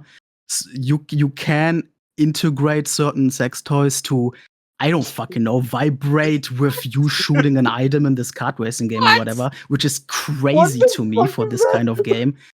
And there's even More complex than I there's expected. this game also has, like, rotating global events where you can, in some of them, actually win physical objects. And of course, right now with this brand deal, there's like a Lovins championship where the best player is actually apparently winning physical sex toys and whatever. What, did you All win of this one? in this, I no, It's the Rubik's Cube. of course not. Yeah, The I'm Rubik's not- Cube vibrates. like, this actually has an active community to play. So if you actually want to compete for this prize, you're gonna have strong competition to fight against. I'm not. Yeah, the like, I'm not competition sounds gonna- pretty stiff. Yeah, but it's just hilarious to see all of this shit. It's just fascinating to me. And I mean, honestly, there's it also- doesn't even sound like a bad. Like, it sounds like an actual interesting game too. I have added it to my Steam wish list. yeah, Yeah. like honestly, if you're into kart racing games and you're not bothered by all of this loot bullshit, it's not a bad game at all, generally. And the developer is actively working to expand it with more stuff all the time. It's kind of amazing. I mean, I do like kart racers. Yeah, So- I'm looking at the itch page. And they've got like a roadmap for into next year. Yeah, Nice. yeah, I do have a question though, Matt, and this is a serious question. yeah. Did you download the Wild Woody character pack for this game? Yes, I'm glad you mentioned that, because I actually wanted to talk about that. So this game has a bunch of, like, really interesting characters in their roster. Like, for example, this maybe doesn't mean anything to anybody, but they have Zone 10, which Oh, is I actually do know this. Yeah, my dude. So Zone 10 was, in the early internet days, a mascot character for a community of people that made not safe for work Flash animations, in the Yeah. early Web 2.0 games. It was pretty infamous at the time. And they actually reached out to whatever the fuck the creator of the character is and got them in the game, which is kind of a pretty big deal for this kind of Yeah, community. I mean that'd be like a major pull. Yeah, I actually found that really cool to see that. And they have a character that's based on, like, the old Tomb Raider character model with the triangle tits and whatever. Oh. Like, they have these sort of things in there. And the most amazing character that they have in here, Roy already mentioned it, is Wild Woody, which Wild Woody was a failed, obscure mascot platformer for the Sega CD system in the 90s. And somehow the developer of this kart racing game got into contact with the original voice actor for that character, and they managed to get a deal together to have this character in this kart racing game. reprised by the original voice actor as well. It's insanity. It's I did not so realize I had weird. the original voice actor. Yeah, I think I only learned this afterwards as well. It's fucking awesome. He is also my main in the game. It's like just a little pencil guy that like does a lot of like quirky talking. It's like a Bubsy type or whatever. Just a One of the or characters Gex is from type. House Party. It's crazy. Oh my god. So yeah, I've been playing that, and I'm probably gonna keep playing that for a bit. I don't think I have beaten everything that I wanna beat so far. Again, there's so much content with different like game types and whatever stuffed in here. I'm probably not gonna like touch it all or even like think about unlocking all the million unlockables that I don't care about. But as far as like a kart racing game with decent mechanics and interesting theming goes, this is like a pretty big W. Yeah, it's pretty good. It's too bad it doesn't seem to so- have online multiplayer. Yeah, which is surprising to me because again, like those rotating events do keep track of global stats to determine like a winner and whatnot. So maybe that's something that's gonna be added later. Again, the dev is actively working on it all the time. Yeah, if they add it, we knows? could play against each other. But then we would also have to get those attachable toys and whatnot, of course, to make Well. it the true experience. That is still baffling to me, man. When I whatever, anyway. Look, That was- if we learn anything from chess, it's the power of vibrating anal beads. So Awesome. And that being said, that's the end of Matt's fifth corner or whatever. Let's move on to something more wholesome to not, scare off more listeners. We're gonna move on from thirst to hunger. Oh my god. Basically, because American Thanksgiving is right around the corner, we thought it would be fun to talk about, some food and video games. I feel like, especially in recent years, or maybe just like throughout all time, cooking tends to be a prominent either side activity, or there's some games that are totally based around cooking, like Overcooked, Cooking Mama, etc., etc. And then also, often similar to cooking systems, we have crafting systems. A lot of games have the same mechanics for the two. So we thought it'd be fun to sort of like talk about those. Do we love them? Do we hate them? What are some of our favorites? As we enter this holiday season, just talk about, the virtual culinary experience. So does anyone have any thoughts that they want to open us up with? well, I can open up by pointing out that my favorite game is Swordcraft Story. And crafting weapons is like one of the most major parts of that game, even if the crafting is extremely simple. So there's an example of where I stand on that. I feel like I do enjoy cooking and crafting and various things. Like some of my favorite RPGs actually have cooking in them, funny enough. But I think the one thing I will say is, one, I do prefer a lot of times when the mechanics aren't too overly complex. And two, I feel like you should either have this as something that is at least like a fun side thing, go all in, or not have it, but don't like half-ass it and just have like 50 systems that like have the same effect as if you just made from a menu. If you're gonna really give it a focus, give it a focus. Yeah, I will say with regards to the complexity of the cooking systems, I feel like I tend to be in favor of having, like, if there's some sort of like cooking minigame involved, I think I do enjoy it more when it's like a simpler minigame, because I think at the end of the day, any sort of cooking that you're going to be doing in a video game is not going to be as complicated as cooking IRL. So I feel like whenever I do like a cooking minigame and you just like press like, triangle 3 times and oh my gosh, now you've whipped up a 5-course meal. It's like, okay, well, Yeah. you made me Yeah. work for it, but it doesn't feel like I actually worked for it. So I feel like we could have like, skipped that step entirely. That being said, though, when you do like get a perfect score on the mini games, it's like, oh my gosh, because you executed perfectly, your meal is extra good this time around. You get like the bonus, extra delicious bonus. I do apologize for that. Oh wow, look at me, I'm so special. So I like, I'm the problem fully here. Like, why do we need this? And then when they give you a reward, like, yay, thank you. But yeah, I think in general, I tend to prefer like the simpler cooking mechanics because it can get a little frustrating if you're like banging your head against the wall trying to do the timing of certain mini games. I think what I do enjoy the most for a cooking system in a video game is when it ties into other parts of the gameplay loop. Like so for something, for example, like Fantasy Life, where or I guess not exclusive to Fantasy Life, but a game where over the course of the gameplay you're like sort of gathering ingredients and you have to use the ingredients that you've gathered to make them in a recipe. I find that to be like a fun little. I like it when it's tied into other elements of gameplay. I also really enjoy a cooking system that has some sort of exploration element to it. So I feel like there are some games where they'll give you certain recipes and say, okay, if you like get these XYZ ingredients and put them together, then you'll have XYZ effect. But I also like games where they sort of like give you free reign, like Breath of the Wild, for example. You can just like combine a bunch of stuff in a pot together and just throw it in, hope for the best, and then it's kind of fun to see what result is going to come from that. Yeah, when it's a bit more like I guess of a mystery, I like that sort of element of like like the trying to devise your own combinations to sort of min max your culinary experience. Right.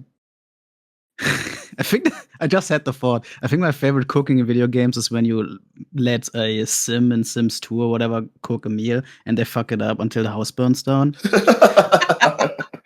I've had Sims like burn down the house with like a Pop-Tart. So like Right. Yeah. Yeah.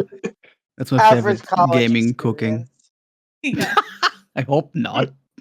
So I don't want to be a party pooper, but I actually am not a fan of crafting and cooking in games in general. It has often actually put me off certain games that I would have thought interesting otherwise, especially like survival games where I like the exploratory element. I've often been annoyed by the crafting elements, which I have personally, taken as kind of busy work bloat. I'm really not into that sort of stuff. Mhm. I've been trying to think of like any exceptions to that I've experienced. And I feel like the only game with like a thorough crafting and cooking system that I have fully like played and enjoyed is probably, Grounded, the bug-sized survival game I have like talked about plenty of times.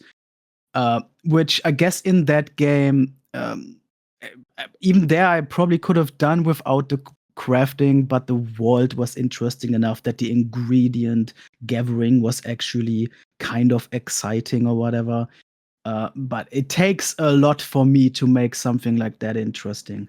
Dino Crisis, for example, which I have just retired, I've said in a previous episode that has a crafting system for the ammunition and items that I thought was just unnecessarily complicated and just bloating your limited inventory with a bunch of useless items you have to put together for no reason.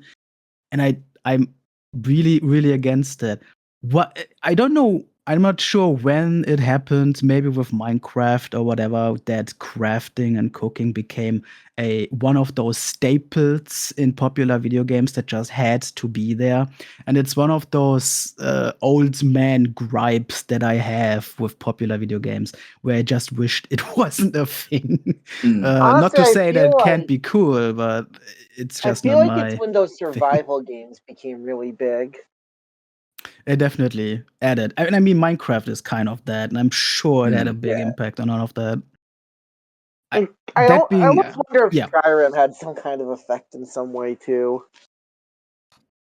I can definitely echo the sentiment that a lot of times like crafting systems do feel sort of like busy work and bloat to me as well. So I definitely understand where you're coming from. For example, when some of the early trailers for Animal Crossing New Horizons dropped and they highlighted the crafting system in that game, I was originally very off put to the point where I was like, this might be the first Animal Crossing game that I skip out on because I didn't want like crafting to be sort of like the central gameplay element for the game. Flash forward a couple months after the release and it was my top played Switch game, so I overcame that. I like it as sort of like a side thing, but I often don't want it to be sort of like the core of the game because I do feel like it can sort of like feel tedious sometimes. And the one, I don't know what it is, but for some reason, and again, I said at the beginning that like often the systems, the crafting system and cooking system from a gameplay perspective are like very similar. But for some reason, if I see a crafting system, like whatever. But if I see a cooking system, like oh yes, bring it on! I love food. Bro loves cooking. Bro, let bro cook. Yeah, I mean, yeah. I'm kind of with you there, and I can't even say why. Yeah, I know what you mean. Cooking is kind of more interesting. I feel like the ingredient gathering with cooking just feels more authentic and interesting. Then Yeah. Yeah. here's some rocks and some wood to make whatever the fuck. Yeah. Mm. I think when I like crafting systems, isn't stuff like crafting guns in a survival game or stuff. I like blacksmithing. I like the idea of like making your own armor and weapons and taking that out into your RPG battle or whatever. Like crafting and like, oh, you gotta craft bandages to survive or whatever the fuck. Not really Yeah. as much of an appeal. But like you let me make like a cool sword that's on fire and then deck myself Yeah. out in some armor that I made from Yeah. scratch. Yeah, I'm down with that. You're absolutely onto something there. Yeah, crafting for essential items sucks. It's just adding extra steps to something that doesn't need it. But yeah, when it comes to like weapon crafting and shit, where there's actually like an individual style choice and whatever to your gameplay, right? That would is be- much more tolerable. You're absolutely correct. Yeah. I didn't even think about it like that. Yeah. Yeah, when it first started as a mechanic, like obviously like there was the whole thing like most games where you're just like, how are you, taking care like in Zelda, like how do you have 50 bombs and 5 arrows and like uh and a bow and everything in your pockets? Like where is he carrying all of this? So it was like probably the weird thing. But like but I hate encumberment mechanics. Like that's Oh, one of the reasons why yes. I can't deal with Skyrim because like yes, it's Right. weird that we can carry all these things, but if you make it that I'm slower because I'm carrying more things, it's not going to be fun. And I don't want to craft anything at that point because then why am I gonna? Then I gotta sit there and be like, do I want this helmet? Do I gotta? I'm like, no, I want to carry everything. Let me carry 6,000 twigs if I want to, without slowing me down. Let's just use a little video game logic. We're good. Yeah. So Yeah. like that sort of thing. It's like if you're going to penalize me for doing the crafting, then I'm not gonna want to like play or whatever. But I Yeah, good do point. also agree that like the customization is kind of cool. Like I think that's part of why Animal Crossing was a little bit more fun because that's what made me buy the game honestly because once I was like, "Oh, you can like put, you can make your own little stuff and like put them on the walls and stuff and like make your own grass or whatever." And I was like, "Oh, this isn't just like make a shovel every 5 days because your last one broke. It's like, no, I can also like do stuff around and like personalize my stuff. I make little signs here and there." So I was like, okay, yeah, that's a little Right. bit more. If there's like a customization aspect, then yeah, I'm gonna go buy those, go mine 50 rubies because I want the cool sword that that gets me.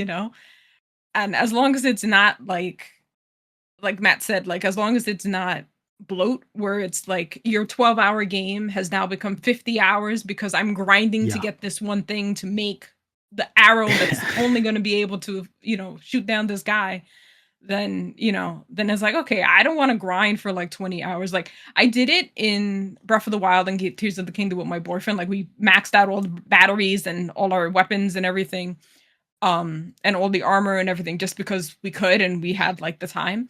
But like me on my own, I'm not wasting time for that shit. Like if I can, Yeah. hack away at a game, with as little things as I possibly can, I will. Like, yes, I'll have 50,000 things in my inventory, but I'm not going to use them unless I have to.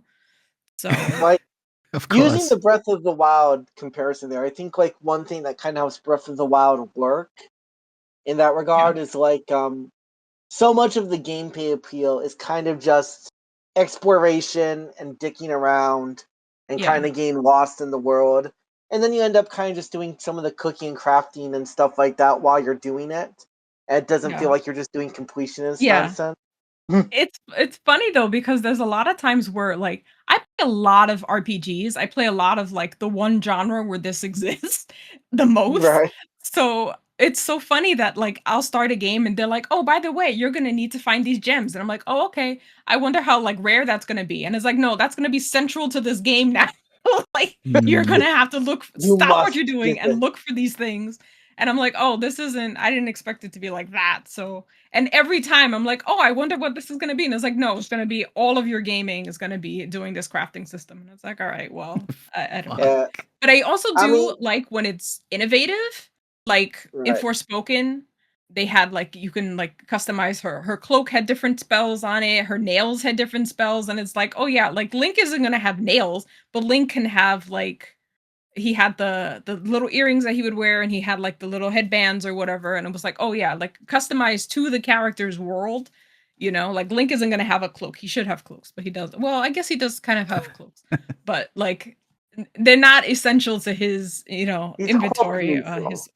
his armory. Yeah, but I do appreciate when it's a little bit more like not every game has to be like you're gonna do the sword and you're gonna do the shield and you're just gonna upgrade these over time, or like in Last of Us when it's like, oh, Last of Us has a good mechanic where like once you start unlocking other little things where it's not just a bomb that you need to make, but it's like, oh, now it's a sticky bomb, now it's a pressure sensor bomb or whatever, and it's like, oh, this is a little bit more fun where I can branch out to other things if I want. You Same can thing with like specialize kind of thing. Plague Tale. Yeah, like Plague Tale with their like they had like all their little spells that you would make, your alchemy spells that you would make, and you could like a little customize a little bit more. You're like, no, I use the spell more, so I'm gonna like, craft more of these. But like it also gets to the point where sometimes you don't even finish upgrading all the things, and it just gets frustrating because it's just like, well, like you make all of this in the game, and like I don't know if it's part of the game or if it's just like side quest stuff. Because a lot of times I'm like, oh, that looks fun, and then you never get around to crafting that thing, or you never get around to like whatever you're gonna use that for. And I'm like, why did we have this? Like it happens in Breath of the Wild where like we had so many monster parts, but like all the effects that you can use monster parts for, you can do with food. And I spent more time like collecting food because you can use it for health versus the monster items. So we had like so many monster items in our inventory, and we're like, what are we doing with this? Because like we don't need potions because we can just make a meal that has the same thing. Can always So sell them at least. that's true. We did Oh. sell a lot. Apples. Apples and carrots. That was the main currency. That's funny. I think One thing I do want to say, because it came to mind when we were talking about the crafting and customization, and even stuff with like basic systems, because this is like a swordcraft story thing, like my favorite game, yada yada. Is the crafting system in that game is really basic, and you're really usually just upgrading your stuff over time, realistically. But they do have some stuff that has different weapon styles, and everything has like unique looks and stuff. And one weapon, my main weapon every time I use the game is a pair of gauntlets that you can get that has a high tech level, which makes it less likely to break, stuff like that. And has a cute ribbon on it. And that was literally one of the two things that drew me to the weapon. But the other thing yeah. it does that I wish more games would do, Dark Souls kind of does this, is like Dark Souls doesn't do it in the way I'm gonna say it, but you'll get what I mean as I go. Opponents have 2 health bars. They have the health bar for beating them up, and then their weapon has a health bar. And if you just beat them up, you just advance with the game. But if you destroy the weapon, you get a blueprint for the weapon, and then you can make your opponent's weapon, which I Sure, always yeah, thought was okay. really cool. Dark Souls, you can like use their soul to do that kind of thing. But I've honestly wished some of the games with the more intricate crafting systems would do something like that. Because I think you could do a lot with that kind of combat system and the crafting mechanic. That's with like a 3D action game or whatever. Yeah, that sort of sounds pretty cool. To go back to cooking specifically a bit more, I realized while thinking about the subject, one of the many reasons, I guess, why I don't care much for modern Pokemon games, for example, is that there's some like pet mechanics now where you, for example, cook items, cook meals to give your Pokemon like, I don't know, specific stats or whatever. I don't exactly know how those work or whatever. And all of that stuff has never interested me. I would much prefer to just, like back in my days, go into a shop, buy the item I need, and just be good. Like, Yeah. I So never not really gonna much care for lie, that. in Scarlet and Violet, I think I just made like the one sandwich for the tutorial and then never touched it again. So Okay, yeah, that checks out. you That being really said, don't need though, it. Well, sandwiches can be that really helpful for shiny hunting in Scarlet and Violet. It's kind of a necessary evil because I right. never enjoy the actual sandwich creating mechanic. I don't like that it's physics based for some reason. You can like stack all the items on your sandwich, but if you like stack them like wrong, they can like fall off, and it's like why like I don't want to deal with my ingredients falling on the ground. But the And I don't most think it actually important makes a thing big for difference if they Pokemon do is fall, really but sandwich physics. That's actually Yeah. kind of interesting. I didn't know about that. But yeah, that system in particular has always irked me. I think I just remember, I think it was in Shield and Sword where you can actually like cook stuff in a pot when you like do your camping The break curry, or whatever. Yeah, the curry. Yeah, Pokemon has had like, various cooking things over the generations, and I feel like none of them have felt very satisfying for me. Yeah. That being said, though, I used to play/use the mobile app game Pokemon Sleep when it was still new, and that also has, of course, cooking mechanics to get whatever the fuck out of the meals. And I remember that in that game, I learned that apple curry is a thing. I learned that from Persona 5. Hell yeah. And that was actually something that I eventually like looked up and actually made in real life a couple times after that. So that That's is like pretty cool, probably actually. the one dish from a game that I actually started making in real life. Nice. I have never made a dish from a video game, but I will say that Animal Crossing made me try bubble tea because I was as a kid I was so curious. Like I heard so many villagers mention bubble tea, bubble tea, bubble tea. I was like, what is this that they're talking about? And then I had it. I was like, oh, I get That's it. fun. You're so valid. I've made a few again, like I love time management games, like a lot of like the game house games where you're like running a tavern and you're running around and like people are like lining up to like ask for things. I love a lot of those, but like there was like a ramen one that I was like really obsessed with back in like 2013 or something, and I was just like, I am craving like real ramen. I had to like go to a ramen restaurant and like just have like a bowl of ramen just because I was like, I've been looking at Naruto stars for like the last or like the circles for like the last week or whatever. Yeah. I was just like, I really just want like some ramen. I have I have Overwatch and I have a Zelda cookbook based on the things. The thing is Huh? that Overwatch, there aren't any foods in the game, but Yeah, Yeah. it's that's more what of I like was. it's a more of like around the world thing where like all the characters are from like different countries, so like everyone has like their own recipe in the Oh. book. Alright. So I've found some things from there, and the Zelda one is a lot of the stuff from Breath of the Wild. But the thing is that like Breath of the Wild is just regular food. Like there's a few like they'll do like the monster pudding or whatever, and it's like obviously like ube potatoes or something that like to make it purple. But Right. like a lot of it is just like a baked chicken, some toasted apples, and it's like, okay, yes, like this is just real food. Like you didn't change anything. But They didn't um invent like new food. That's yeah, so I disappointing. was like these like there was a few that I was just like, that looks really good in the game. And then like you look at the recipe and I'm like, Right. well, yeah, I don't know what I was expecting because it's yeah, food. yeah. I mean, it really do be a roast chicken. Yeah. But with the Overwatch one, I feel like I learned a lot more of like international cuisine where I was just like, oh, I didn't even know this was a thing, but it tastes really good now that I've tried it. So more like it's just given food in games have just given me like craving for things like in Right. like Yeah. also in The Sims, their big thing for like if I don't know which one it was that they decided that like lobster was gonna be like the highest tier of chef Right. in Yeah. the career. So like anytime your Sims cooked that, it was just like, oh, they're like the best chef ever or whatever.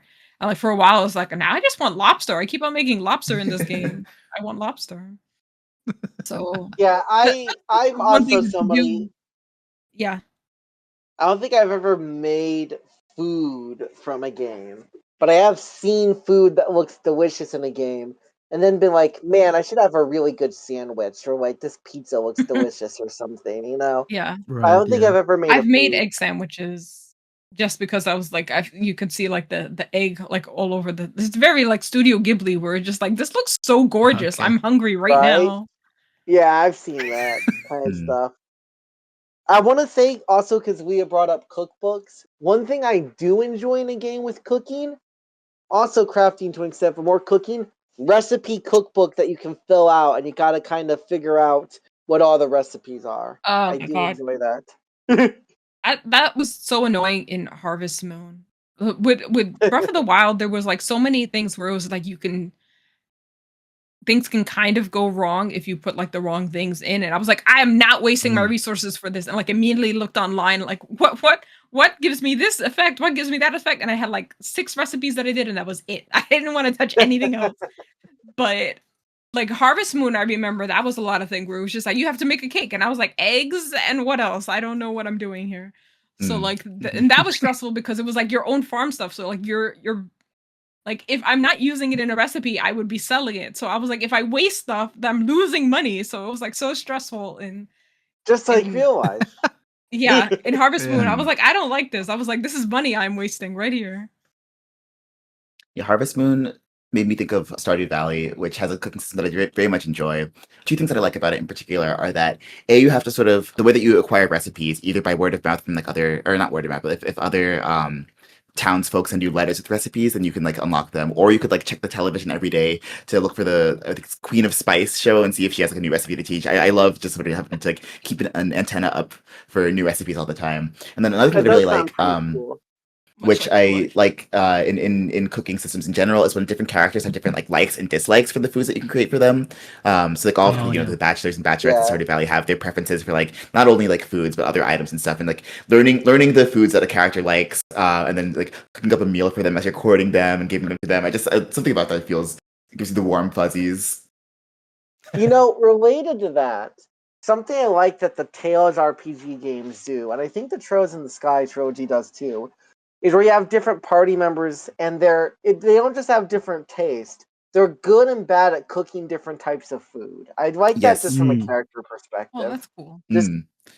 yeah, you can just add and you can use it like to tell a bit of a story, like their financial status, how they grew up, kind of thing, can kind of relate to what they do, that kind of thing. You know, it's just a little bit of added personality and stuff. Three Houses did the likes and dislikes as well, and the cooking quality, but not quite as much as like Tales did. Like I remember Thousand Year Door, I enjoyed filling out the little cookbook they had, the Zesty cookbook.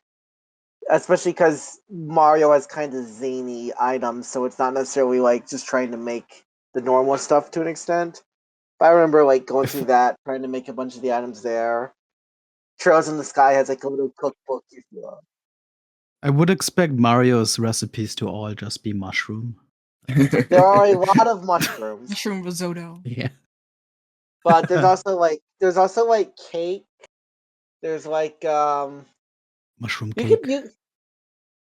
can you can make, of course, the mistake, which is just like a like Breath of the Wild mistake kind of thing. Mistake. My favorite thing in Breath of the Wild when it's like so ugly that they had to censor it. I love that.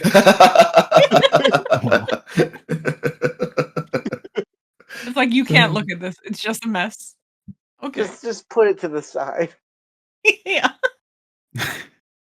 Like I think you could even like cook attack and defense items and stuff in Mario. I forget what they're called, but So this is, I guess, not 100% cooking. It's about like food and like eating mechanics video games. I feel like we'd be like a little bit remiss not to talk about those, but it's like not purely cooking from like a gameplay mechanics standpoint. But there's a couple games that have interesting food systems that I kind of wanted to talk about. We were talking about seeing foods in video games and like having cravings for like IRL foods. And we think of the food system in Yakuza Like a Dragon, because a lot of the restaurants that you can go to in those games are actually like real Japanese chains that exist like in real life. Oh. right. So sometimes you see like a meal there or like a product there, and you'll like I'll be like, oh, I want to go to said restaurant and eat said food. But I really like the system in that game because depending on what you order at various restaurants, if you order like the right combinations of things, you can get like a stat bonus or like an EXP bonus or something. They also do something that I really enjoy in video games, where if party members are sharing a meal together, it can help increase their bonds. I think that's really fun. Yeah, like Three Houses does that too. Right. And then if you like drink too much alcohol, your characters like end up drunk or whatever. It takes time for like the meals to digest. I love like when food has like interesting mechanics like that. Yeah, another sort of dining system that I enjoy in a video game is in The World Ends With You, how eating works for that one. So your character has like a stomach. It's like a certain number. Your character has a stomach. This just in. But the way the stomach works is that so on screen there's like a grid of like I think it's like maybe like 6x6 or something squares, and the size of the food that you eat like fills in a certain number of those squares. And then like as you go through the battles, I think it like empties out, and once you finish fully digesting the food, you get like a stat bonus or something. But having to sort of like play a little bit of like tummy Tetris was kind of fun. You don't actually have to like worry about like arranging them, but you do have to worry about like resource capacity, okay. and sort of like think about That's getting, I me guess, the like cost performance for the foods you're eating. Yeah, you got my attention. I knew that would get it. Yeah, again, not purely cooking, but it was like food related, so I figured it was worth a mention. That is interesting. I wish I could think of similarly He's interesting looking it up mechanics, right but I now. actually can't think of I mean, you got to look up games like Tummy that. Tetris. Tummy Tetris. Goddamn. I mean, I'm kind of curious since I think we have mentioned Cooking Mama here already. Yeah. So I assume at least some of you have played those games. I haven't, and I like haven't. that. I Yes. would have been interested in if anyone ever like of you copied a recipe from those games, because right, as far as I know, those recipes are actually real and copyable, right? Yeah. They're real, but like you can't like play Cooking Mama and learn the steps to actually make a recipe, I would say, because like okay. the actual in-game mechanic is like rotate the stylus like 3 times, like Yeah.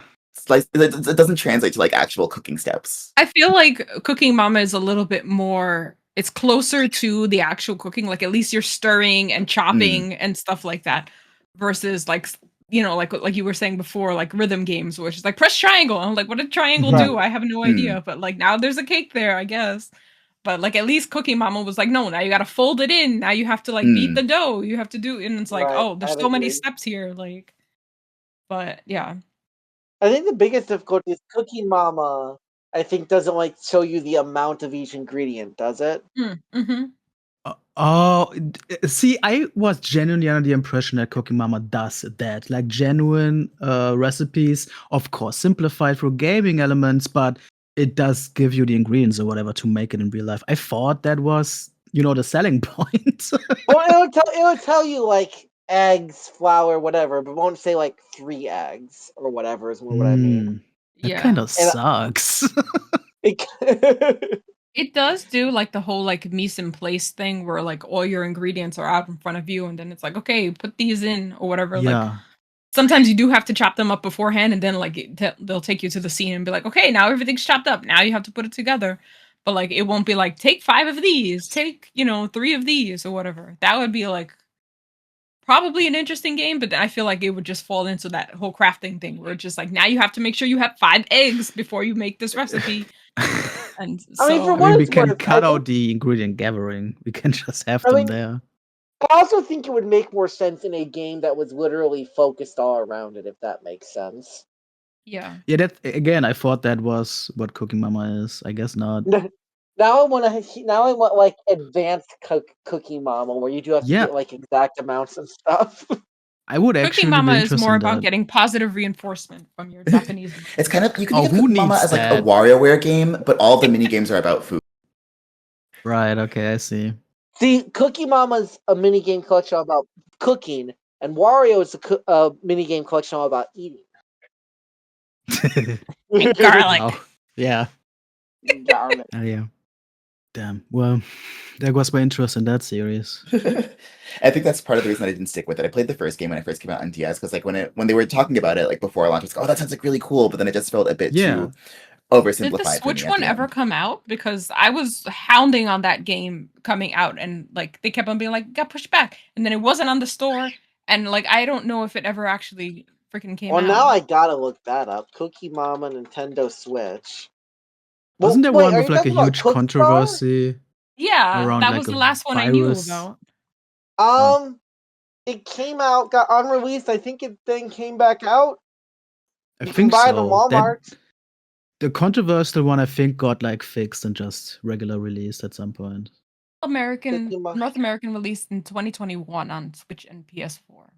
They Yeah, announced yeah. they won their legal battle against Planet, and the game would be Right, removed it no from longer has sale. the Cookie Mama Oh, that's name. what it was. That's what it was. They released a spin-off Yum Yum Cook Store. I own that. I haven't played it though. That's Yum right. Yum Cook They Store. they had cool. to remove the Cookie Mama name because they didn't actually have the usage for the name.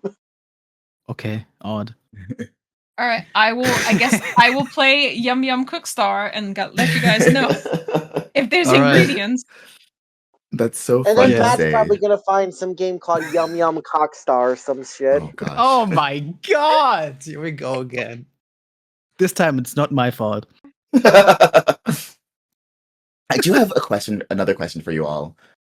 Yeah. Has anyone had video game branded food before? So, for examples, when I was living in Japan, there was often like tie-ins with when Splatoon 3 came out, is one that comes to mind. There was like a bunch of campaigns with various like convenience stores where they would have Splatoon 3 themed pastries and drinks and desserts and stuff. And I tried some of those. There was another big promotion at one point with like Final Fantasy 14 had some special like karaage that was like black and white on the inside because it had something to do with something in game. I don't know, but I'm curious if anyone has ever had any video game foods, any highlights or lowlights from I'm those actually not experiences, if sure. so.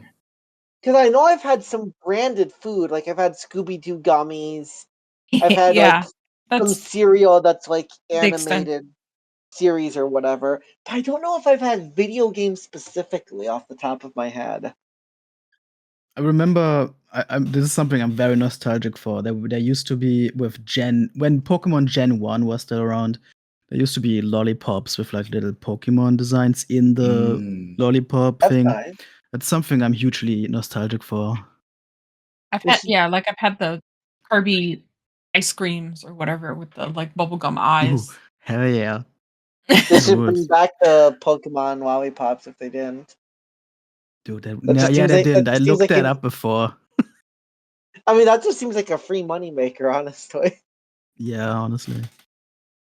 There's a thing called gamer gum, which is highly caffeinated chewing gum, which is a running joke around, like in my friend group, because it's awful. We bought it once and it's awful. So that's the sort of gamer food I am familiar with. Call of Fruity. Okay. Call of Fruity is one of the That's flavors. funny. Yeah, All yeah, that is actually good. I'm sorry, Matt. Just so you know, I'm just imagining you in like one of your Tetris shirts with like a GamerStop's branded cup with like Monster Energy in it, chewing your gamer gum while playing shady lewd cards. Oh my god, one of my Tetris shirts, especially. I don't even own one, unfortunately. I thought you did. You know what? Oh my god. No, not. need to No, get I you don't. one. I wish I did. I I just thought- remembered a food-related gaming controversy that I All right. I mean, will never forget. If you have a T-shirt, it's a T, right? So all your shirts. Ah, are Oh my T-shirts. true. god! I'm not a Tetromino. You could be with some effort, though. One day. Well, I just remembered. This is kind of unrelated to anything, but food and video games.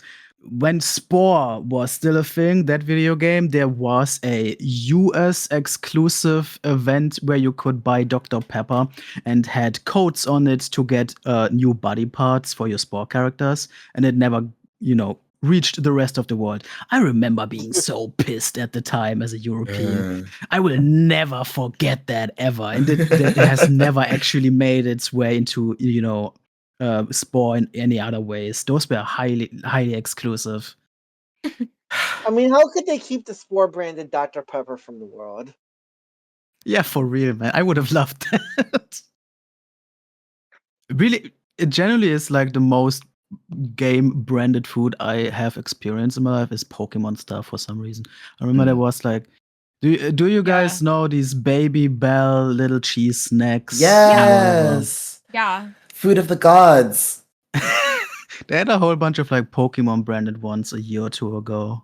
Here, Oh, at that least. must be. Were they like painted like Pokeballs?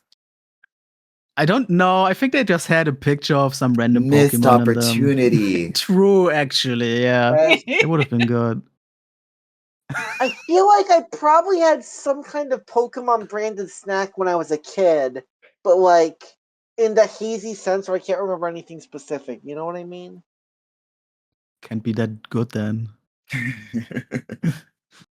Sometimes you remember something really good, sometimes you remember something really bad. Like this one instant mac and cheese I had that was like the worst tasty mac and cheese ever. I threw out the God. other boxes. I literally, when I then had my mom taste it, we both agreed the taste was most comparable to vomit. Oh, Oh. so sorry. That's gonna be my surprise. I would have liked to try that infamous blue Sonic the Hedgehog curry. It's Oh probably like a yeah. very, very generic curry taste, just with food coloring. But Well, you know, for the ooh. meme, I would have loved to try that. Mhm. Could try the Mario cereal to go with it. Part of a balanced daily meal. Oh boy, they fight in my tummy though.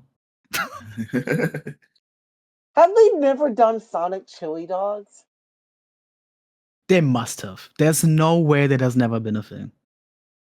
I remember there was a Sonic event with some major game a couple years ago where they did, you know, cater to the visitors with chili dogs. So that at least happened. I know that. Alright, that's good at least. Have Yeah, they ever done a gotta. promotion with Sonic the food chain too? Because that feels like a slam dunk. I think they did True, yeah. recently. Alright, I remember awesome. being like, this took a long time. The fastest food alive. By the way, grilled cheese from Sonic, best shit you're gonna find that's a grilled cheese. Sure. I don't know of any other fast food place that has grilled cheese, so I think by default they're winning on that.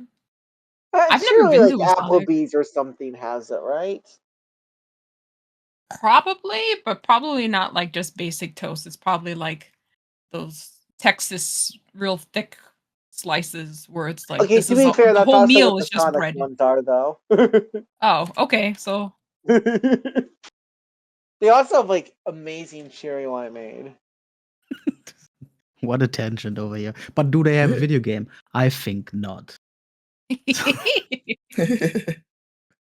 I do have one final question, but to send us off. Yeah. What is the best looking food you have seen in video games? Oh, Oh, boy. I can start off if people need time to think. I've got two contenders. For me, I have to mention the cooking sequences in Monster Hunter before you go on a hunt. Just like watching the little Oh, palette goes like every single time. I'm like, this looks exquisite, and a lot of it's like meat too. And even as a vegetarian, I'm like, wow, like give me some of that. And then also all the food that you make in Final Fantasy 15. I just remember that was one of my favorite parts of the game, Oh, was just seeing the shots of the food. yeah. I was just watching somebody play like the demo, and they Mm, were like going through like the crafting thing. And I was like, this looks gorgeous. I was like, I'm never yeah. going to play this game, but this looks like I was like, I'm hungry right now as I'm eating my breakfast. Like, it was good. Good stuff. I'm thinking of right now a really stupid thing. Um, so I've talked already about Phasmophobia, the ghost hunting game earlier, and Yeah. there used to be in one of the house maps, you used to be able to find a jar of pickles in one of the kitchens, and that model of the object looked so good with the green spiced liquid Mm, that it's in, and just like the light coming through. I have always, every time we play that map, I have pointed out that pickle jar because it looks so good. And mm. now that we have come back to this game after such a long time and all those maps have been revamped, one of the first things I was looking for at that map was that pickle jar. And I genuinely believe they removed it. It kind of pisses me off. That was an No. amazing like food model in a video game. Mm. Oh yeah. I will never forget I it. just looked it up. I don't think I've spoken about this on the podcast yet, but I love pickles, so that fully activated with my trap card.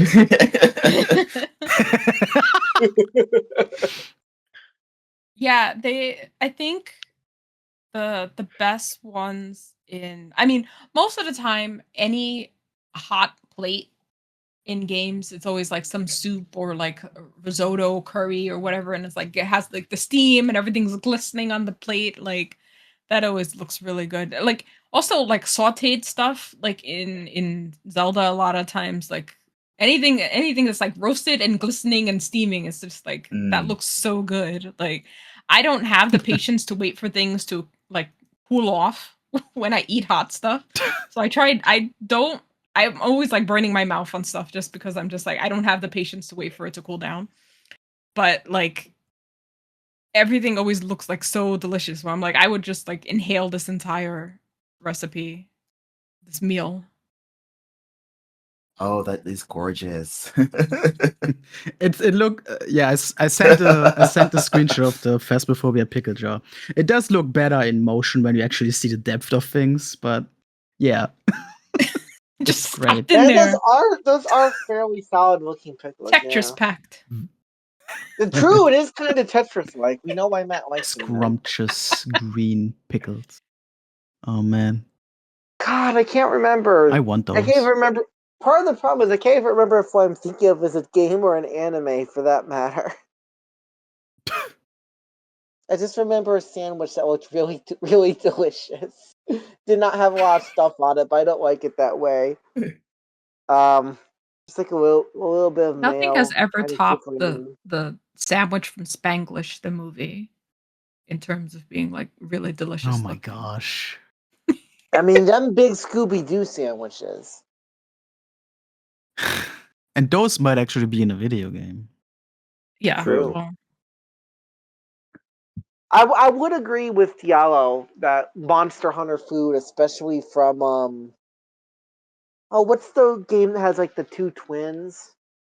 Is it Rise? Is Rise the one with the twins? I thought it was Rise, so I'm just gonna say Rise. That game has extremely delicious looking food. You know what food I want to eat? Is the wall chicken from Castlevania. That seems like it's gonna do a lot of good for you. the wall It's like a- chicken. The wall the wall chicken. Castlevania, the old NES game where you Oh. break walls in the levels to find hidden food, and one of the Yeah, iconic ones is okay. like a roasted chicken or turkey or whatever. Uh, It always Yeah, comes to yeah. mind when I think of video game food. What about the floor chicken from Vampire Survivors? The floor chicken. Sounds good. Now we just need feeling chicken, and we're gonna complete the chicken Exodia. Oh my Just gosh. take some meat yeah. and throw it on the floor. Alrighty, so with that, let us move on to our final section of the podcast, the Guess the Game section.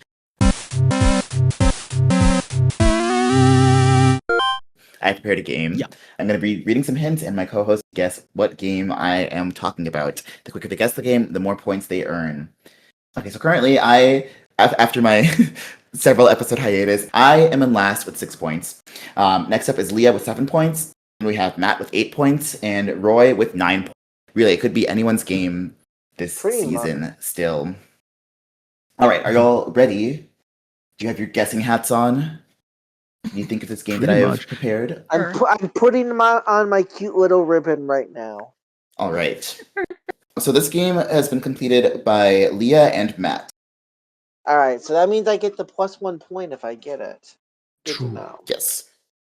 All right. So the first hint comes from a user with the username Teltnuag, who apparently comes from the Knalb school of writing the username backwards. Their playtime was, this is just for main story, their playtime was 4 hours and 22 minutes, and they played it on PlayStation 5. And their comment for their completion was found all collectibles. Wait, what was the time? Time was 4 hours and 22 minutes. Played on PS5, found all collectibles.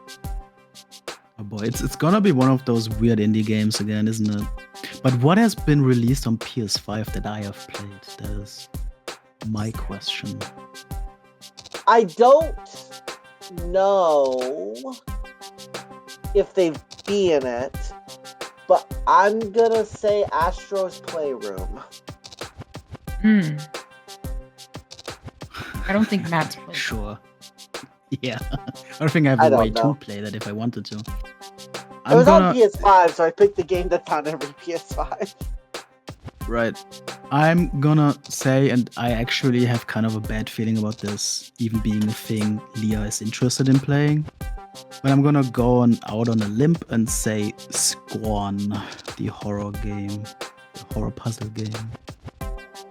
I'll say Portal 2. Alright, Oh, so I guess shit. for this round, we're Astro's Playroom, Scorn, and Portal 2.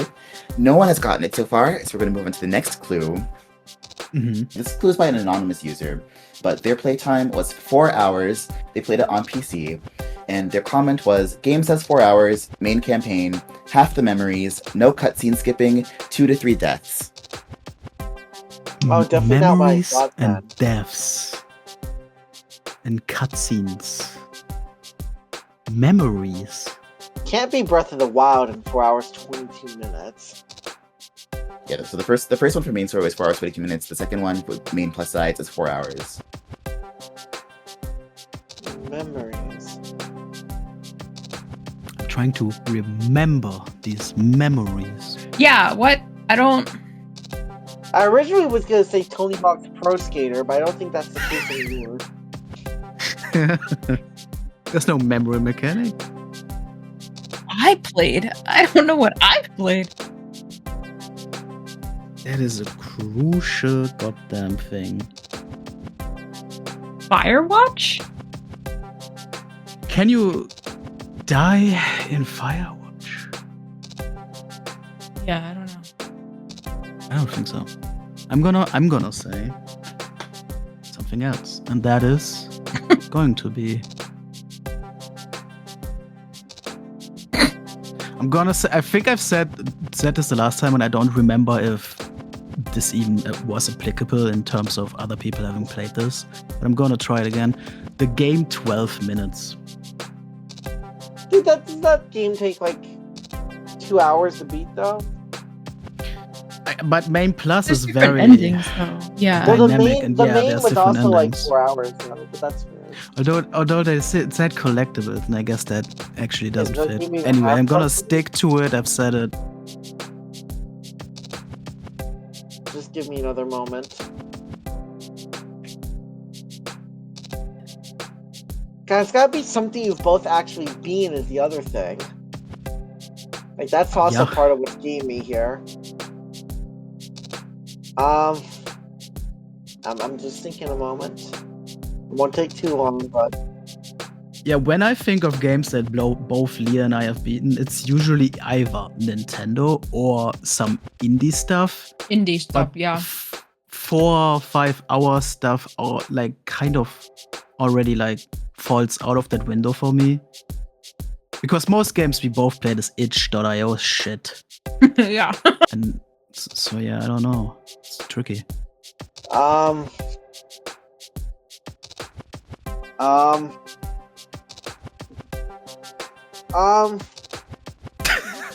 Jesus. Memories. What the hell is Yeah. memory?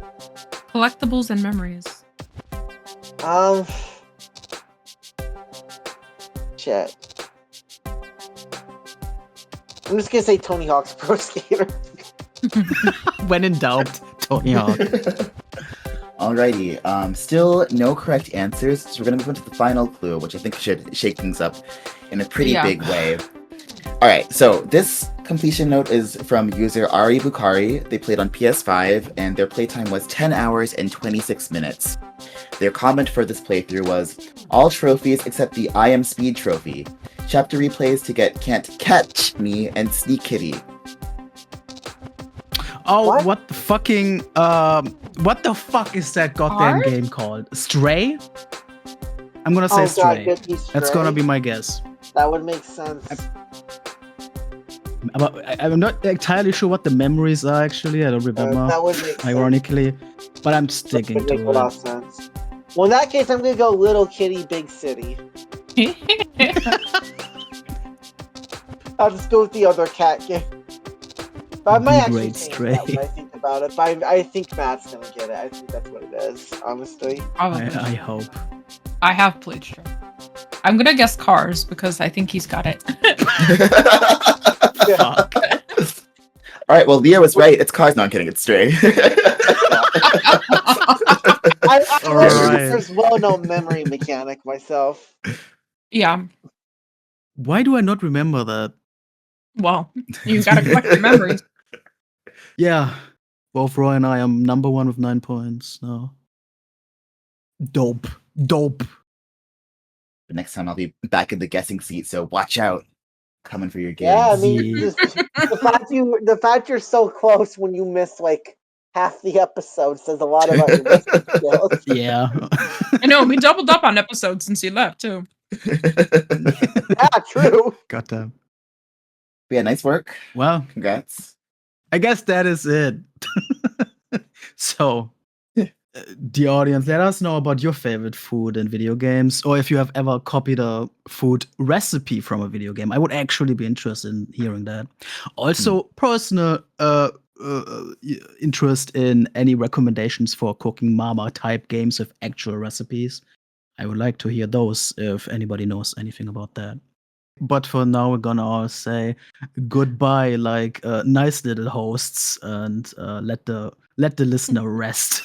Yes, as always, feel free to reach out to us on Discord or on the forums, and there's also the email address you can find in the podcast description. For those who celebrate, enjoy your Thanksgiving and other holidays. Ta-ta. Sure. Later. Bye-bye.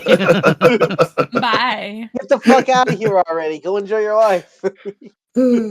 Yeah. Show's over. Goodbye.